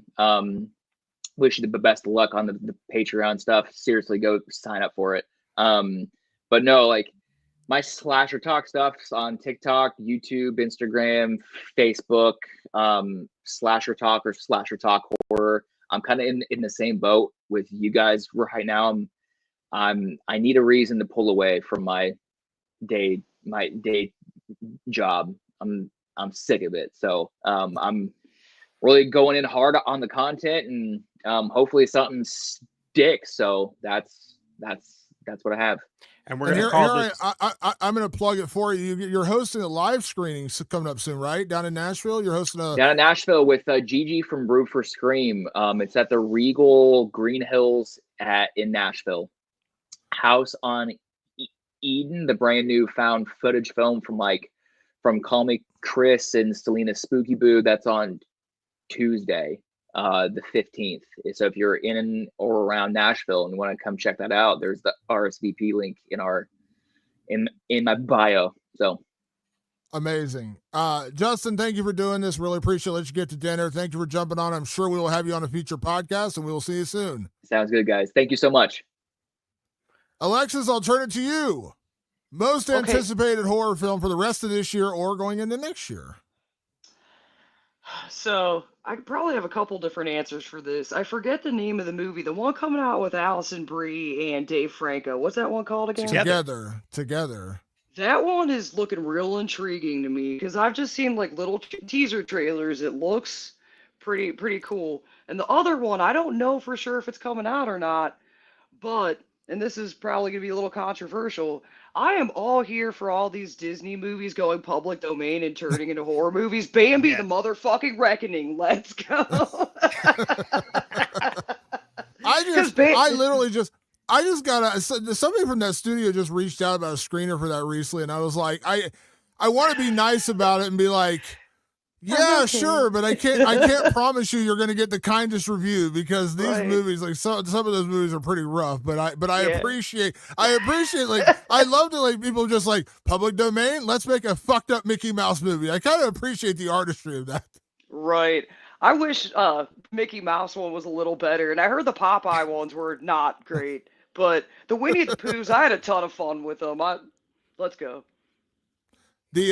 For those who don't know, the guy who did the Winnie the Pooh soundtrack is the guy who actually does our intro music. same creator. So nice. Yeah, Andrew Yeah. Scott Bell. Shout out to Andrew Andrew Scott Bell. Bell. Thank you for that. He did the music for Winnie the Pooh, Blood and Honey, and he also does the intro music for Rewind of the Living Dead. Patrick, we had someone else just jump in. Would you like to welcome our fourth guest in for today, just real quick? Oh, yes. Damon, I would like to welcome in what I consider our biological son. I think if Patrick and Damon had a child, it would be one of the most lovable men on the entire internet. Horror fan Andy, aka Nerd and Paradiso, Hello. who is a pop culture maven, and I think I am old enough now to have fathered you, if I'm not mistaken. You don't have to give your age. I'm just pretty sure that I'm old enough to at least have fathered you in maybe early high school. We'll say, Andy, welcome back to the podcast. Yeah, I'm happy to be here, guys. Lovely to see you. Alexis, as a mother, you can agree that's probably Damon and mine's child. Would you not agree? I'm not a mother, but yeah, I fucking agree. Can I don't want to put anyone on the spot here because I know we live in an age where people are creepy. You're both, I believe you both, Andy and Alexis, you're both Midwesterners, right? Like, I don't want you to give away exactly where you live, but you're both Midwesterners, right? Yeah. I'm in Ohio, and I'm always shocked, like, when I find out more people are in Ohio, and I think I've heard, because I know, Andy, you've been to Horror Hound when I've been at Horror Hound, yet I've never actually run into you at Horror Hound. And I'm going to be at Horror Hound in September. I'm also going to be actually Scarefest in Lexington in October. Anyone's going down to there, I'm going to be there. I'm going to be rocking my Rewind Living Dead t-shirt. I'm going down as media for that one, so I'm actually going to be credentialed media for Scarefest. So you guys are ever at these horror conventions, like, look me up, because I know you've been there, Andy. I think we just missed each other. I think you went on like a day I wasn't there. But if you guys are ever at these horror conventions locally, like, please let me know, because I'd love to run into you guys. I would. Are any of you guys going to the one in Cleveland at the end of August? No, I am going to Horror Hound though in September. I am not, but I should. I'm in Columbus. I don't care if people know where I live. I'm in Columbus, so I'm right in the middle of the state. So I try to go to both. I go to Cleveland a lot, and I do go to Cincinnati. I'm from Cincinnati originally, so that's where I'm from. So yeah, if you guys are ever in the horror conventions in these areas, like, I go to all of them. So yes, I will tell you guys. Just I am in the area of Ohio where a raccoon was caught with a meth pipe. If you know, you know. Oh, yeah. Representing right. I love it. I love it. Andy, I'm putting you on the spot here. We were discussing this. We had a question before Patrick and I gave our answers. The question was, what is your most anticipated horror film for the rest of this year or even going into next year? So do you have a favorite one you're most excited about coming up later this year, or something that's just like in the future? I would have to kind of agree with Justin and say Weapons. I knew nothing about the movie before the teaser trailer came out, and I was like, what's this movie? I was like, it was on YouTube. I clicked on it, and I was like, what is this? Like, I had like the same feeling towards it that I had towards Companion, which came out earlier in the year, which I adore Companion. But yeah, I cannot wait for Weapons. Like, it just looks like so much fun. Yeah, I'm excited for that one too. Patrick, I'll turn it to you. What is your most anticipated horror film for the rest of this year or going into next year? We talked about this at some point earlier in the podcast. I'm still looking forward to Brian Bertino's next movie. I haven't heard that it's been, stalled or anything yet, but the movie's vicious. I know it stars some named actors. It's just Brian Bertino, who's a fantastic horror director. Where the hell's that movie? You want to talk about anticipation? I walk around every day going, where's that movie? When's it coming out? There's a lot of great stuff that I can't wait to watch this year. But when I heard Brian Bertino had another movie, I can't get that out of my head. And I believe on our year-end recap, that was one of my picks. I think we do 2 picks each. And I was just like, yeah, of course I want to see Sinners, and Sinners paid off big time. Boy, what a fucking movie that is. Fantastic. But my other pick was soundly Brian Bertino, because this guy knows how to make great horror. And so I'm not giving up hope, Damon. I'm still hoping that we see Vicious this year. So I'll say I'm going to agree with everyone that said Weapons. I'm really excited about that because I actually really love Barbarian, and I think that Zach Kreger's got a great mind for this. So I'm really curious because I have seen the teaser trailer, which is it, but I have seen the teaser trailer and it has me intrigued. So I'm way down for that. I'm also very excited about Together, the Allison Brie, Dave Yeah, Franco me too. movie. I'm But avoiding all I'm trailers. gonna but I'm gonna dip slightly into 2026 for the one I'm most excited about, and that is 28 Years Later, The Bone Temple. I love 28 Years Later. I know it's been a very divisive horror film. Some people love it, some people hate it. But I really like Nia DaCosta. I love what she did with Candyman. I actually really like The Marvels, even though it seems like everyone else on Earth hated that movie. I like The Marvels. It wasn't great. I'm not saying it's the best movie ever made, but I enjoyed it. And I think I'm curious to see how she's going to adapt an Alex Garland script for her version, because she said publicly, like, and she told Danny Boyle when she got the job, she's like, I'm not going to try to make a Danny Boyle movie. I'm going to make a Nia DaCosta movie. So I'm curious what she does with this, because we've not really seen that from her. So I am very excited. That comes out in January, so we're just slightly over the in line of the year. But January is 28 Years Later, The Bone Temple. So I'm very excited about that. But we do have a lot of, there's still a lot of great horror to come this year. We mentioned Together. I think that's going to be a big one. I Know What You Did Last Summer comes out in a matter of days. I don't know if that's going to be a favorite of everyone, but I'm a slasher freak, so I'd love those. So yeah, there's a lot more coming out this year. Can I add one more? Please. The Toxic Avenger. Oh my God. How did I space on that? Thank you, son. Like, I have been waiting to watch this movie for so freaking long, and then finally it's coming out. I think in August? Yeah, it's coming soon. Yeah. It's a summer movie. Like, I cannot wait just to see Peter Dinklage as Toxie. Like that, I cannot wait. I forgot. Like, it feels like that movie's been talked about forever, and it's just now coming out. Like, I remember hearing about it. I remember hearing Peter Dinklage was getting cast. I was like, now that's interesting, because I love Peter Dinklage, and I was like, that's interesting. And now they're finally getting it. They're finally getting it back out. Yeah, I can't Oh wait. my God. I don't typically like champion really corny movies, but The Toxic Avenger is probably my favorite corny movie of all time. And so when I heard that it was going to be remade, I was like, it doesn't matter how bad it is. That's like the point. And Toxic Avenger isn't even necessarily bad. It's just incredibly low budget, incredibly homemade. Like, there's a charm to it.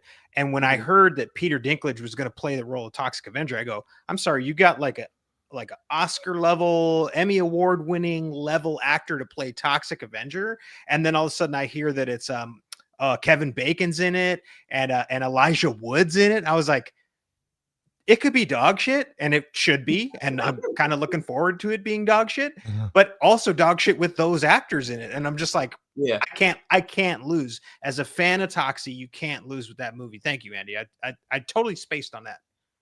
Yeah, you're welcome. Good call. Patrick, do we have any other questions before we get out of here? We do have another question. Oh gosh, Jamaica. Sorry, the chat went off for a second. This is a good question actually for the whole panel. What's a horror scary movie that you feel like most people haven't seen and you'd like them to see it? So this is your personal deep cut recommendation. I know this whole crew got deep cuts in it. Do you guys need a little bit of time? Andy, I'm going to tell you right now, if you say Lisa Frankenstein, I'm pulling you out of here. I'm not letting you say it. Do not say Lisa Frankenstein. Do not say it. Do not say Lisa Frankenstein. A lot of people saw it. Right behind me, though, but okay. No, I would probably, the first one that came to mind was Trilogy of Terror with Karen Black. It's from the 70s. It's a made-for-TV horror movie where it's basically like anthology, and she's in each of the three segments, and it, especially that third segment, technically the second one, and she plays like these like set of twins. It's probably my favorite out of that whole film, but the third one's like, I guess, like the most infamous of the three because it's just so terrifying. So I would definitely go with Trilogy of Terror. It's a great pull. Good call. Lexus, what about you? Is there one out there that's like an underrated one? So I actually just thrifted one not that long ago. It was a Cronenberg that I never heard of called Spider. If you can find that, I definitely recommend. Ray Fine. He plays a severely mentally ill man, and it goes hard. I like that. Damn, I like that. that's a Patrick, what sick about pull. you? Dude, Alexis over here smoking me with the sick ass fucking pull. She's like, yeah, this Cronenberg movie that no one can access. That's the hottest movie you can see right now.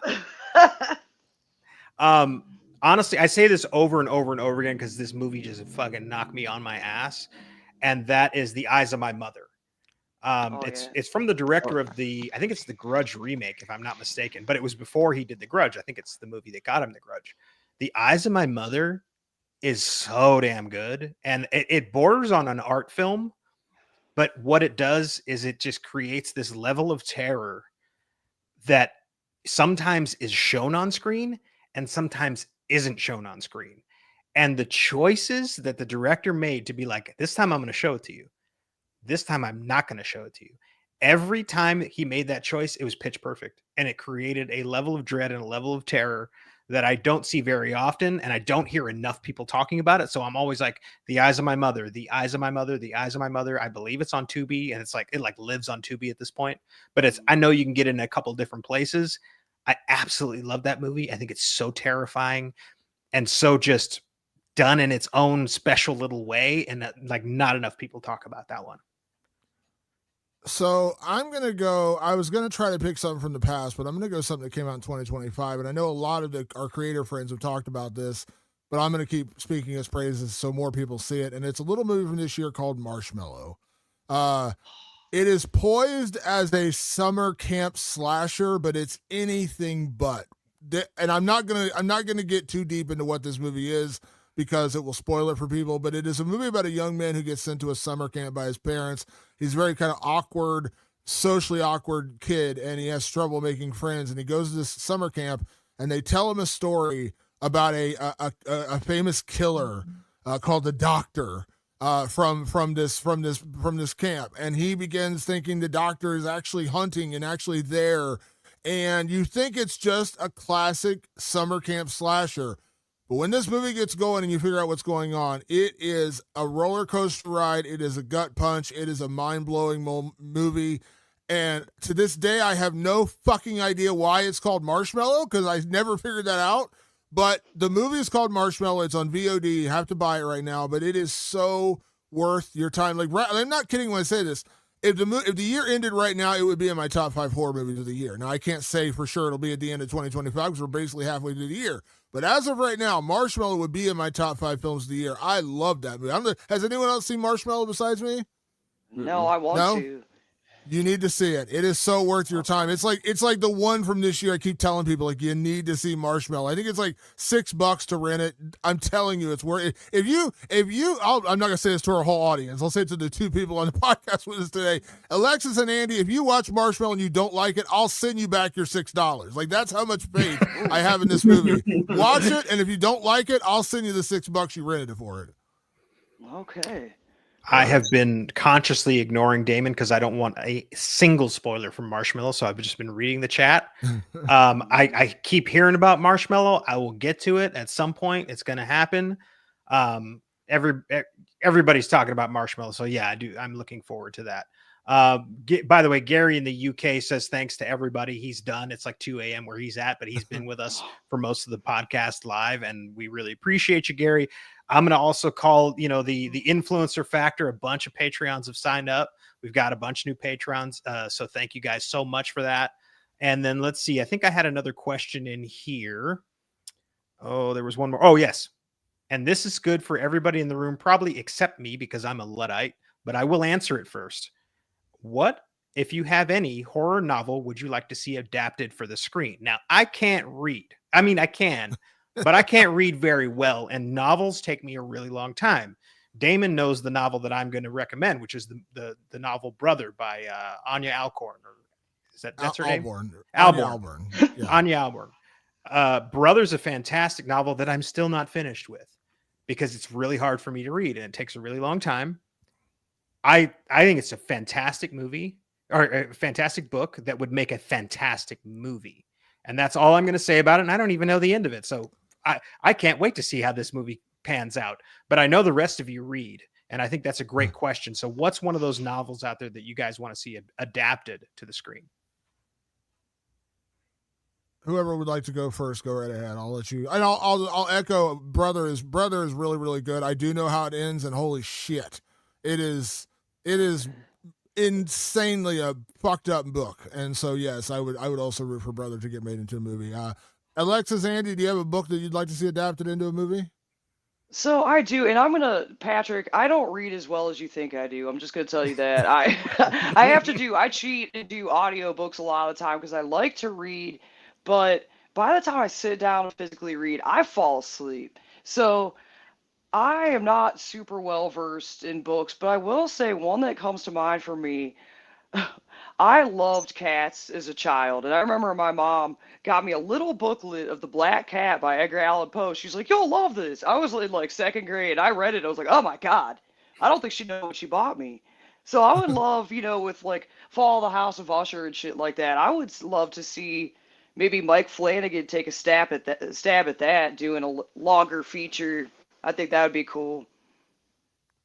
Andy, do you have a book you'd like to see adapted into a film? Well, the thing is, like, I don't read that much horror, surprisingly enough. I mainly read like biographies and nonfiction and stuff. I mean, I've read like basically everything Stephen King's ever written and everything Edgar Allan Poe wrote. But the one thing that kept popping in my mind, because I tried to rewrite, a movie based off of this book called Bad Ronald, which was a made-for-TV movie in the 70s, but it was based off a book. And I would love for that to be remade, but there's a lot of very, very questionable stuff in there that probably would not pass today. So it would have to be reworked around and whatnot. But yeah, I would probably go with Bad Ronald. So I'm gonna give two. One I'm cheating on, the other one I'm just giving you an honest answer. There's a book out by a guy named Richard Chismer who did a book called Chasing the Boogeyman, which got a lot of critical acclaim. But his newest book is a book called Memorials, and it's about a group of college students who go around and they're trying to find roadside memorials where people have died. And they're basically filming the roadside memorial and then trying to track down people from the town to like, how did this person die? Why do they mean so much to you? And while they're out on the road, some really freaky, creepy shit starts happening to them. So it's a little Blair Witchy in a way, but it's also like creepy because you're dealing with these roadside memorials where people have died. And it is probably one of my favorite books I've read over the last like 5 years. And I was like, man, they need to make this into a movie because it's wild, it's harrowing, it's scary. And it's fucking creepy too. So it's a really, really good book. So I would highly recommend checking out Memorials by Richard Chismer. But my other answer, and I know I'm cheating with this one, but I'm going to say it. I want to see Clown in a Cornfield 2, the sequel. I want to see my boy Adam Caesar get his second book in the series made into a movie. I think it's been well documented on this podcast and elsewhere. I am a massive, massive Clown in a Cornfield fan. I love the original movie. I hope they get Friendo Lives made into a movie. And then, of course, we have the final book, The Church of Friendo. I would love to see all three of those get adapted into film because if you thought the first one was good, the second one is wild, and the third one's even crazier. So I would love to see them eventually make a sequel and adapt Friendo Lives into a book. So that's from book into a movie. So I know I'm cheating because they already made one, but I'd like to see the sequel get made also. Has there been any traction on the Clown in the Cornfield sequel? If you listen to our podcast, you might know that I didn't particularly love that movie, but Damon absolutely adored it. And I'm just curious, like, are they talking about a sequel or what happened with it? I haven't heard anything yet, but I do know like it made money at the box office. It was one of the bigger releases ever for like a Shudder original and for like that film company. So it did make money and it did do well at the box office, but what that ultimately means in terms of making a sequel, I've not heard. So I would hope Usually so. if it I would makes love money. to see it happen, but yeah, but we'll see. I mean, it made, they, on what was ultimately a very small budgeted movie, they made money. So that's a good sign, but will they make another one? I don't know. I hope so. I mean, I'm glad we got one, but I would love to see them eventually finish their trilogy. So we'll see. And to answer Spooky's question one more time, our moderator, Real Dumb, in the chat also mentioned Regulators by Bachman, aka King, as a great novel to movie adaptation as well. If anybody's read Regulators, so Spooky, that's the long way around the answer. That's the only way we know how to give you a real long-winded answer on this podcast. But you got some reading to do because all these books are definitely worth becoming a movie. Also, I'm showing my age right now because as soon as you say the word Regulators, my next thing is Mount Up. That's immediately what I think. Yeah, I'm going straight to Warren G off of that one. Straight to Warren G and Nate Dogg. Sorry, Regulators, Mount Up. Which, by the way, how like I assume we all know that song. How long did it take you to realize that the opening of that song is from the movie Young Guns? Because I didn't know that until like years later. I'd never seen Young Guns when I was a kid, and I was like, I didn't know that opening was from Young Guns. That's it's actually on the from Young. Guns. I see that Regulators Mount Up. Yeah. Yeah, Yeah, that's I from didn't Young know. Guns. I didn't know that forever. For like the longest time, I didn't know that. So yeah, that opening montage is actually from Young Guns. I didn't know that. So That's the only Learn time I something like every Bon day. Jovi. Let's put it that way. Right. Blaze of Glory, baby, Blaze of Glory. Do we have any other questions, Patrick? It's dwindling down in there, Damon. And before we wrap up, I want to give both of our wonderful guests a chance to, plug anything. Alexis, I know you have a podcast. Andy, I know you got a bunch of stuff going on. So feel free, guys, to just let people know where they can reach you and what you're up to. Go ahead, I Andy. guess I'll go first. So you can reach me at Nerdum Paradiso on TikTok and on Instagram. Got a lot of stuff in the works. Currently, took a little bit of a hiatus from what I was trying to do with some bigger projects and kind of getting back into the swing of that. So look forward to that. That's really the only place I'm really at. And I do have a Blue Sky, but I barely use it. Same. Yeah, I'm guilty of that too. I'm pretty much So, Alexis, what about you? What all? Because I know you, as Patrick mentioned, you get a podcast. You have a great TikTok channel. I do. So, podcast is Boogie Nights, BOO capital GIE Nights with Alexis Chainsaw Massacre. It is on. I know it's on Apple for sure. I got my analytics are not great. Spotify. I'm trying to get it on YouTube. It's easiest just to go to my website, AlexisChainsawMassacre.com. That's why I'm on TikTok, Instagram, Facebook. I don't really use all that much. I'm not on X, Letterboxd. I will hopefully have a book coming out sometime this year. It's going to be called Last Meal. I just got it back from an editor today, so I'm excited to go through that Whoa. feedback. I'll keep you guys posted on that. Yeah. That's fucking We expect awesome. we expect advanced copies, Alexis. We're just like I got we you. wanna read it. So Okay, She's got like, you. You wanna homie, I'm read trying to that? make money on this. You ain't getting free shit. You go buy it on No. Amazon and then review it. No, I got you. That's awesome. That's amazing. Well, I want to say thank you to both of you for all the support you've shown us and listening to the podcast and popping on these podcasts and doing this with us. So we really appreciate it. Make sure you follow both of them on TikTok. We've been following them for a long time. And Alexis, Andy, thank you for joining us tonight for our first ever live stream. We'll probably do more of these in the future, but for tonight, I want to say thank you both for tuning in. Enjoy your evenings, and man, can't wait to see what you guys do next. Yeah, thank you. Yeah, thank you. See you guys soon. All right, see you. There you go. All right, Patrick. I think we are about to wrap up ourselves because I'm like, I can't believe we've gone as long as we have right now. I'm like, my head's spinning right now. So, And we could go longer, but truth is the chat is dying down, the viewership is dying down, and so I want to give a shout out to everybody who's been in the chats here: Jamaica, Forrest, Gary, who took off a little while ago, Big Goobs showed up. I love me some Big Goobs, and for Real Dumb, who's been moderating and kind of popping in and out all day and talking shit. I'd have it no other way. And to all the people who have signed up for the Patreon, we have gotten signups today. The goal was achieved. We didn't meet. I wanted to reach at least 50 today. We didn't get there, but we're going to keep getting there. We're going to keep pushing it. We've already gotten more signups than I ever imagined was going to happen. And so I'm absolutely humbled. I'm absolutely grateful for the people that have decided to join our Patreon. $5 a month. It will get you a little bit something extra. And it looks like before we say goodbye here, Damon, can we get a tie-in with Jaws and the Big Lebowski? That would be interesting. Got a beverage here, man. I could quote Big Lebowski all day. That's one of my all-time favorites. I think I know tell who you that's from. this. That's We from my would- buddy Forrest. My buddy Forrest, let me just tell you about Forrest. He's an Please. MMA guy like myself, and we became friends on Facebook. And I'm not on Facebook very often. I'm just not. I usually use Facebook for Rewinded Living Dead. I promote our podcasts on there. I post our podcasts on there. I post articles on there from rewindedlivingdead.com. And I do have a couple of friends on there I do chat with, but I'm just not on Facebook very much. But Forrest is a guy who messes with me all the time. And we talk in code, and the code is Big Lebowski. And Nice. so we literally go in code of Big, and I crack up every single time, and he reminds me of lines from that movie, and I remind him of lines from that movie, and we respond. And I just watched The Big Lebowski for like the 8,000th time, like 2 days ago.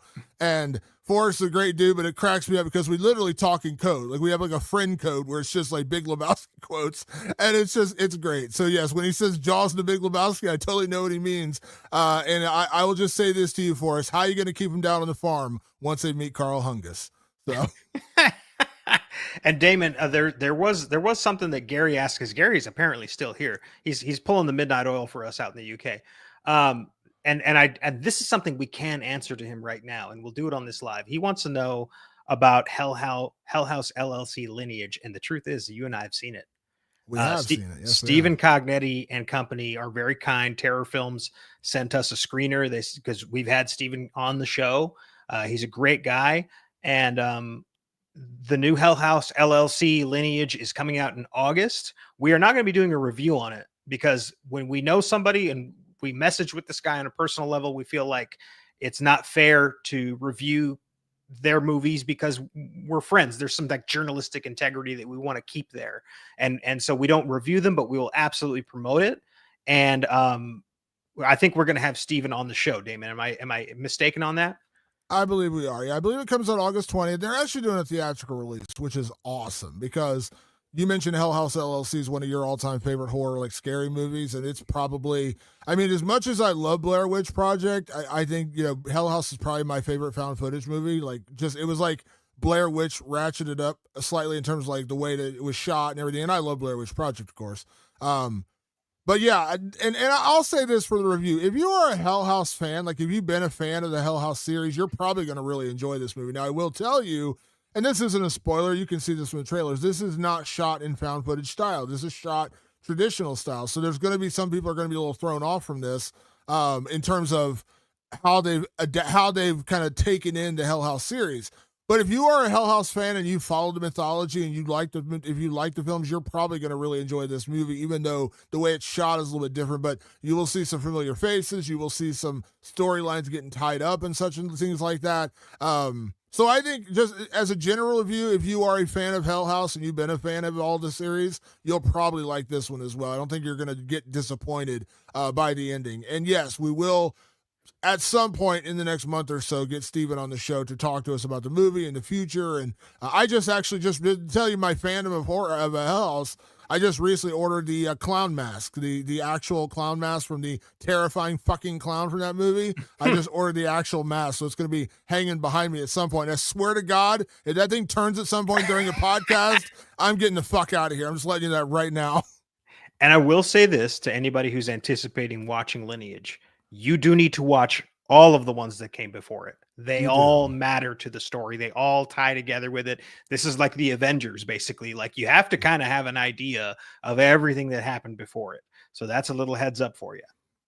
Yeah, so definitely do that. So I think it comes out in August, and again, it's going to be in theaters. Like I know people get sick of us talking about praising the theatrical experience, but when something like this, a very small, like kind of independent movie goes in the theater, like I can't tell you enough how much you should go see this in the theater, because these movies, that's how they get another bite at the apple. That's how they get another chance. That's how when Stephen Cognetti's next movie comes out, they're like, you know what, maybe we take a stab and we put it in theaters. Go see this in theaters, support that, please, because it means so much for these smaller movies to get that kind of release, because I'm not saying it's easy for Weapons to get in theaters, but it's being produced by Warner Brothers. Like, they got backing. You know what I mean? They got somebody with a major studio backing. Right. And Terror Films, which does a great job, by the way. Terror Films is great, but they're not Warner Brothers, and they tell you they're not Warner Brothers. So when they put a movie into theaters, go out and support it. Absolutely, Damon. What a ride this has been. Thank you to all these dedicated people that have been in the chat this entire time, for sticking around for the podcast, for hanging out with our special guests and being cool. We really appreciate it. This is a labor of love. Damon and I don't make a dime off this show. And everybody who has joined the Patreon as paid members, we can't thank you enough. And we're going to do our best to live up to that. Give us some time to really make Patreon amazing for you. But in the meantime, you're going to enjoy the new podcasts or the lost episodes that we just put up. They are up there now for all the paid patrons. The Final Destination wrap-up show will be up there for the patrons sooner than later. You guys will get the Jaws episode earlier than everybody else in case you missed part of it. Some people just popped in and didn't hear it. So you'll get that. And then we're going to start getting in the chat in our Patreon. We're going to start talking to the people and seeing what they want us to do next. What little horror movie micro podcast are we going to do? What major blockbuster are we going to do? Are we talking Superman? Are we talking Fantastic Four? You tell us. That's how we want to play this game. 100%. So thank you to everyone, anyone. I don't care if you tune in for 3 minutes or 12 minutes or the entire time like Gary. Thank you, Gary. Good Lord. You are a huge man. I mean, I know it's funny. Like I deal with I have a lot of friends in the UK who are fight fans, and they always complain because like when fights are over in the UK, it's like 5 a.m. I'm like, you guys are dedicated because I ain't doing that. I ain't staying up till 5 a.m. for that. So thank you, Gary, for being here the entire time. Thank you to everyone that tuned in. Like, so whether you're here for 1 minute or 10 minutes or an hour or 3 hours, whatever it was, thank you. A huge thank you to our guests that came on, Alexis Chainsaw Massacre, horror fan Andy, who is now Nerddom Paradiso, our son Andy, and of course the great Justin Slasher Talk. Thank you for everyone that tuned in. Thanks for everyone that listened to the Jaws review, and we'll be back. We got a matter of days now. We got the new I Know What You Did Last Summer, called, by the way, in case you hadn't heard, I Know What You Did Last Summer. That'll be our next episode after Jaws comes out, so stay tuned for that as well. And keep on the Patreon. Like I said, we're gonna be doing a lot of cool shit on Patreon. As I always mention, the regular podcast is still free. We're not gonna charge you for that. But if you want some bonuses, you want some lost episodes where you can actually hear Patrick sound like a prepubescent boy, it's really freaky. It was weird. And I will have the Final Destination wrap-up show. We'll rank all the Final Destination movies and talk about Final Destination for the final time. That'll be up within 24 hours. I'll have it up by tomorrow. And this podcast, Jaws, will be up later tonight. So if you didn't hear it and you want to hear it early, it'll be on the Patreon. A big thank you to everyone. Thank you for supporting us. We will be back. We'll do more live streams in the future, but for this launch, we want to do something special tonight. So thank you, everyone, for tuning in. And we'll be back with more Rewind of Living Dead very soon. Thanks for tuning in. We'll see you then. Peace.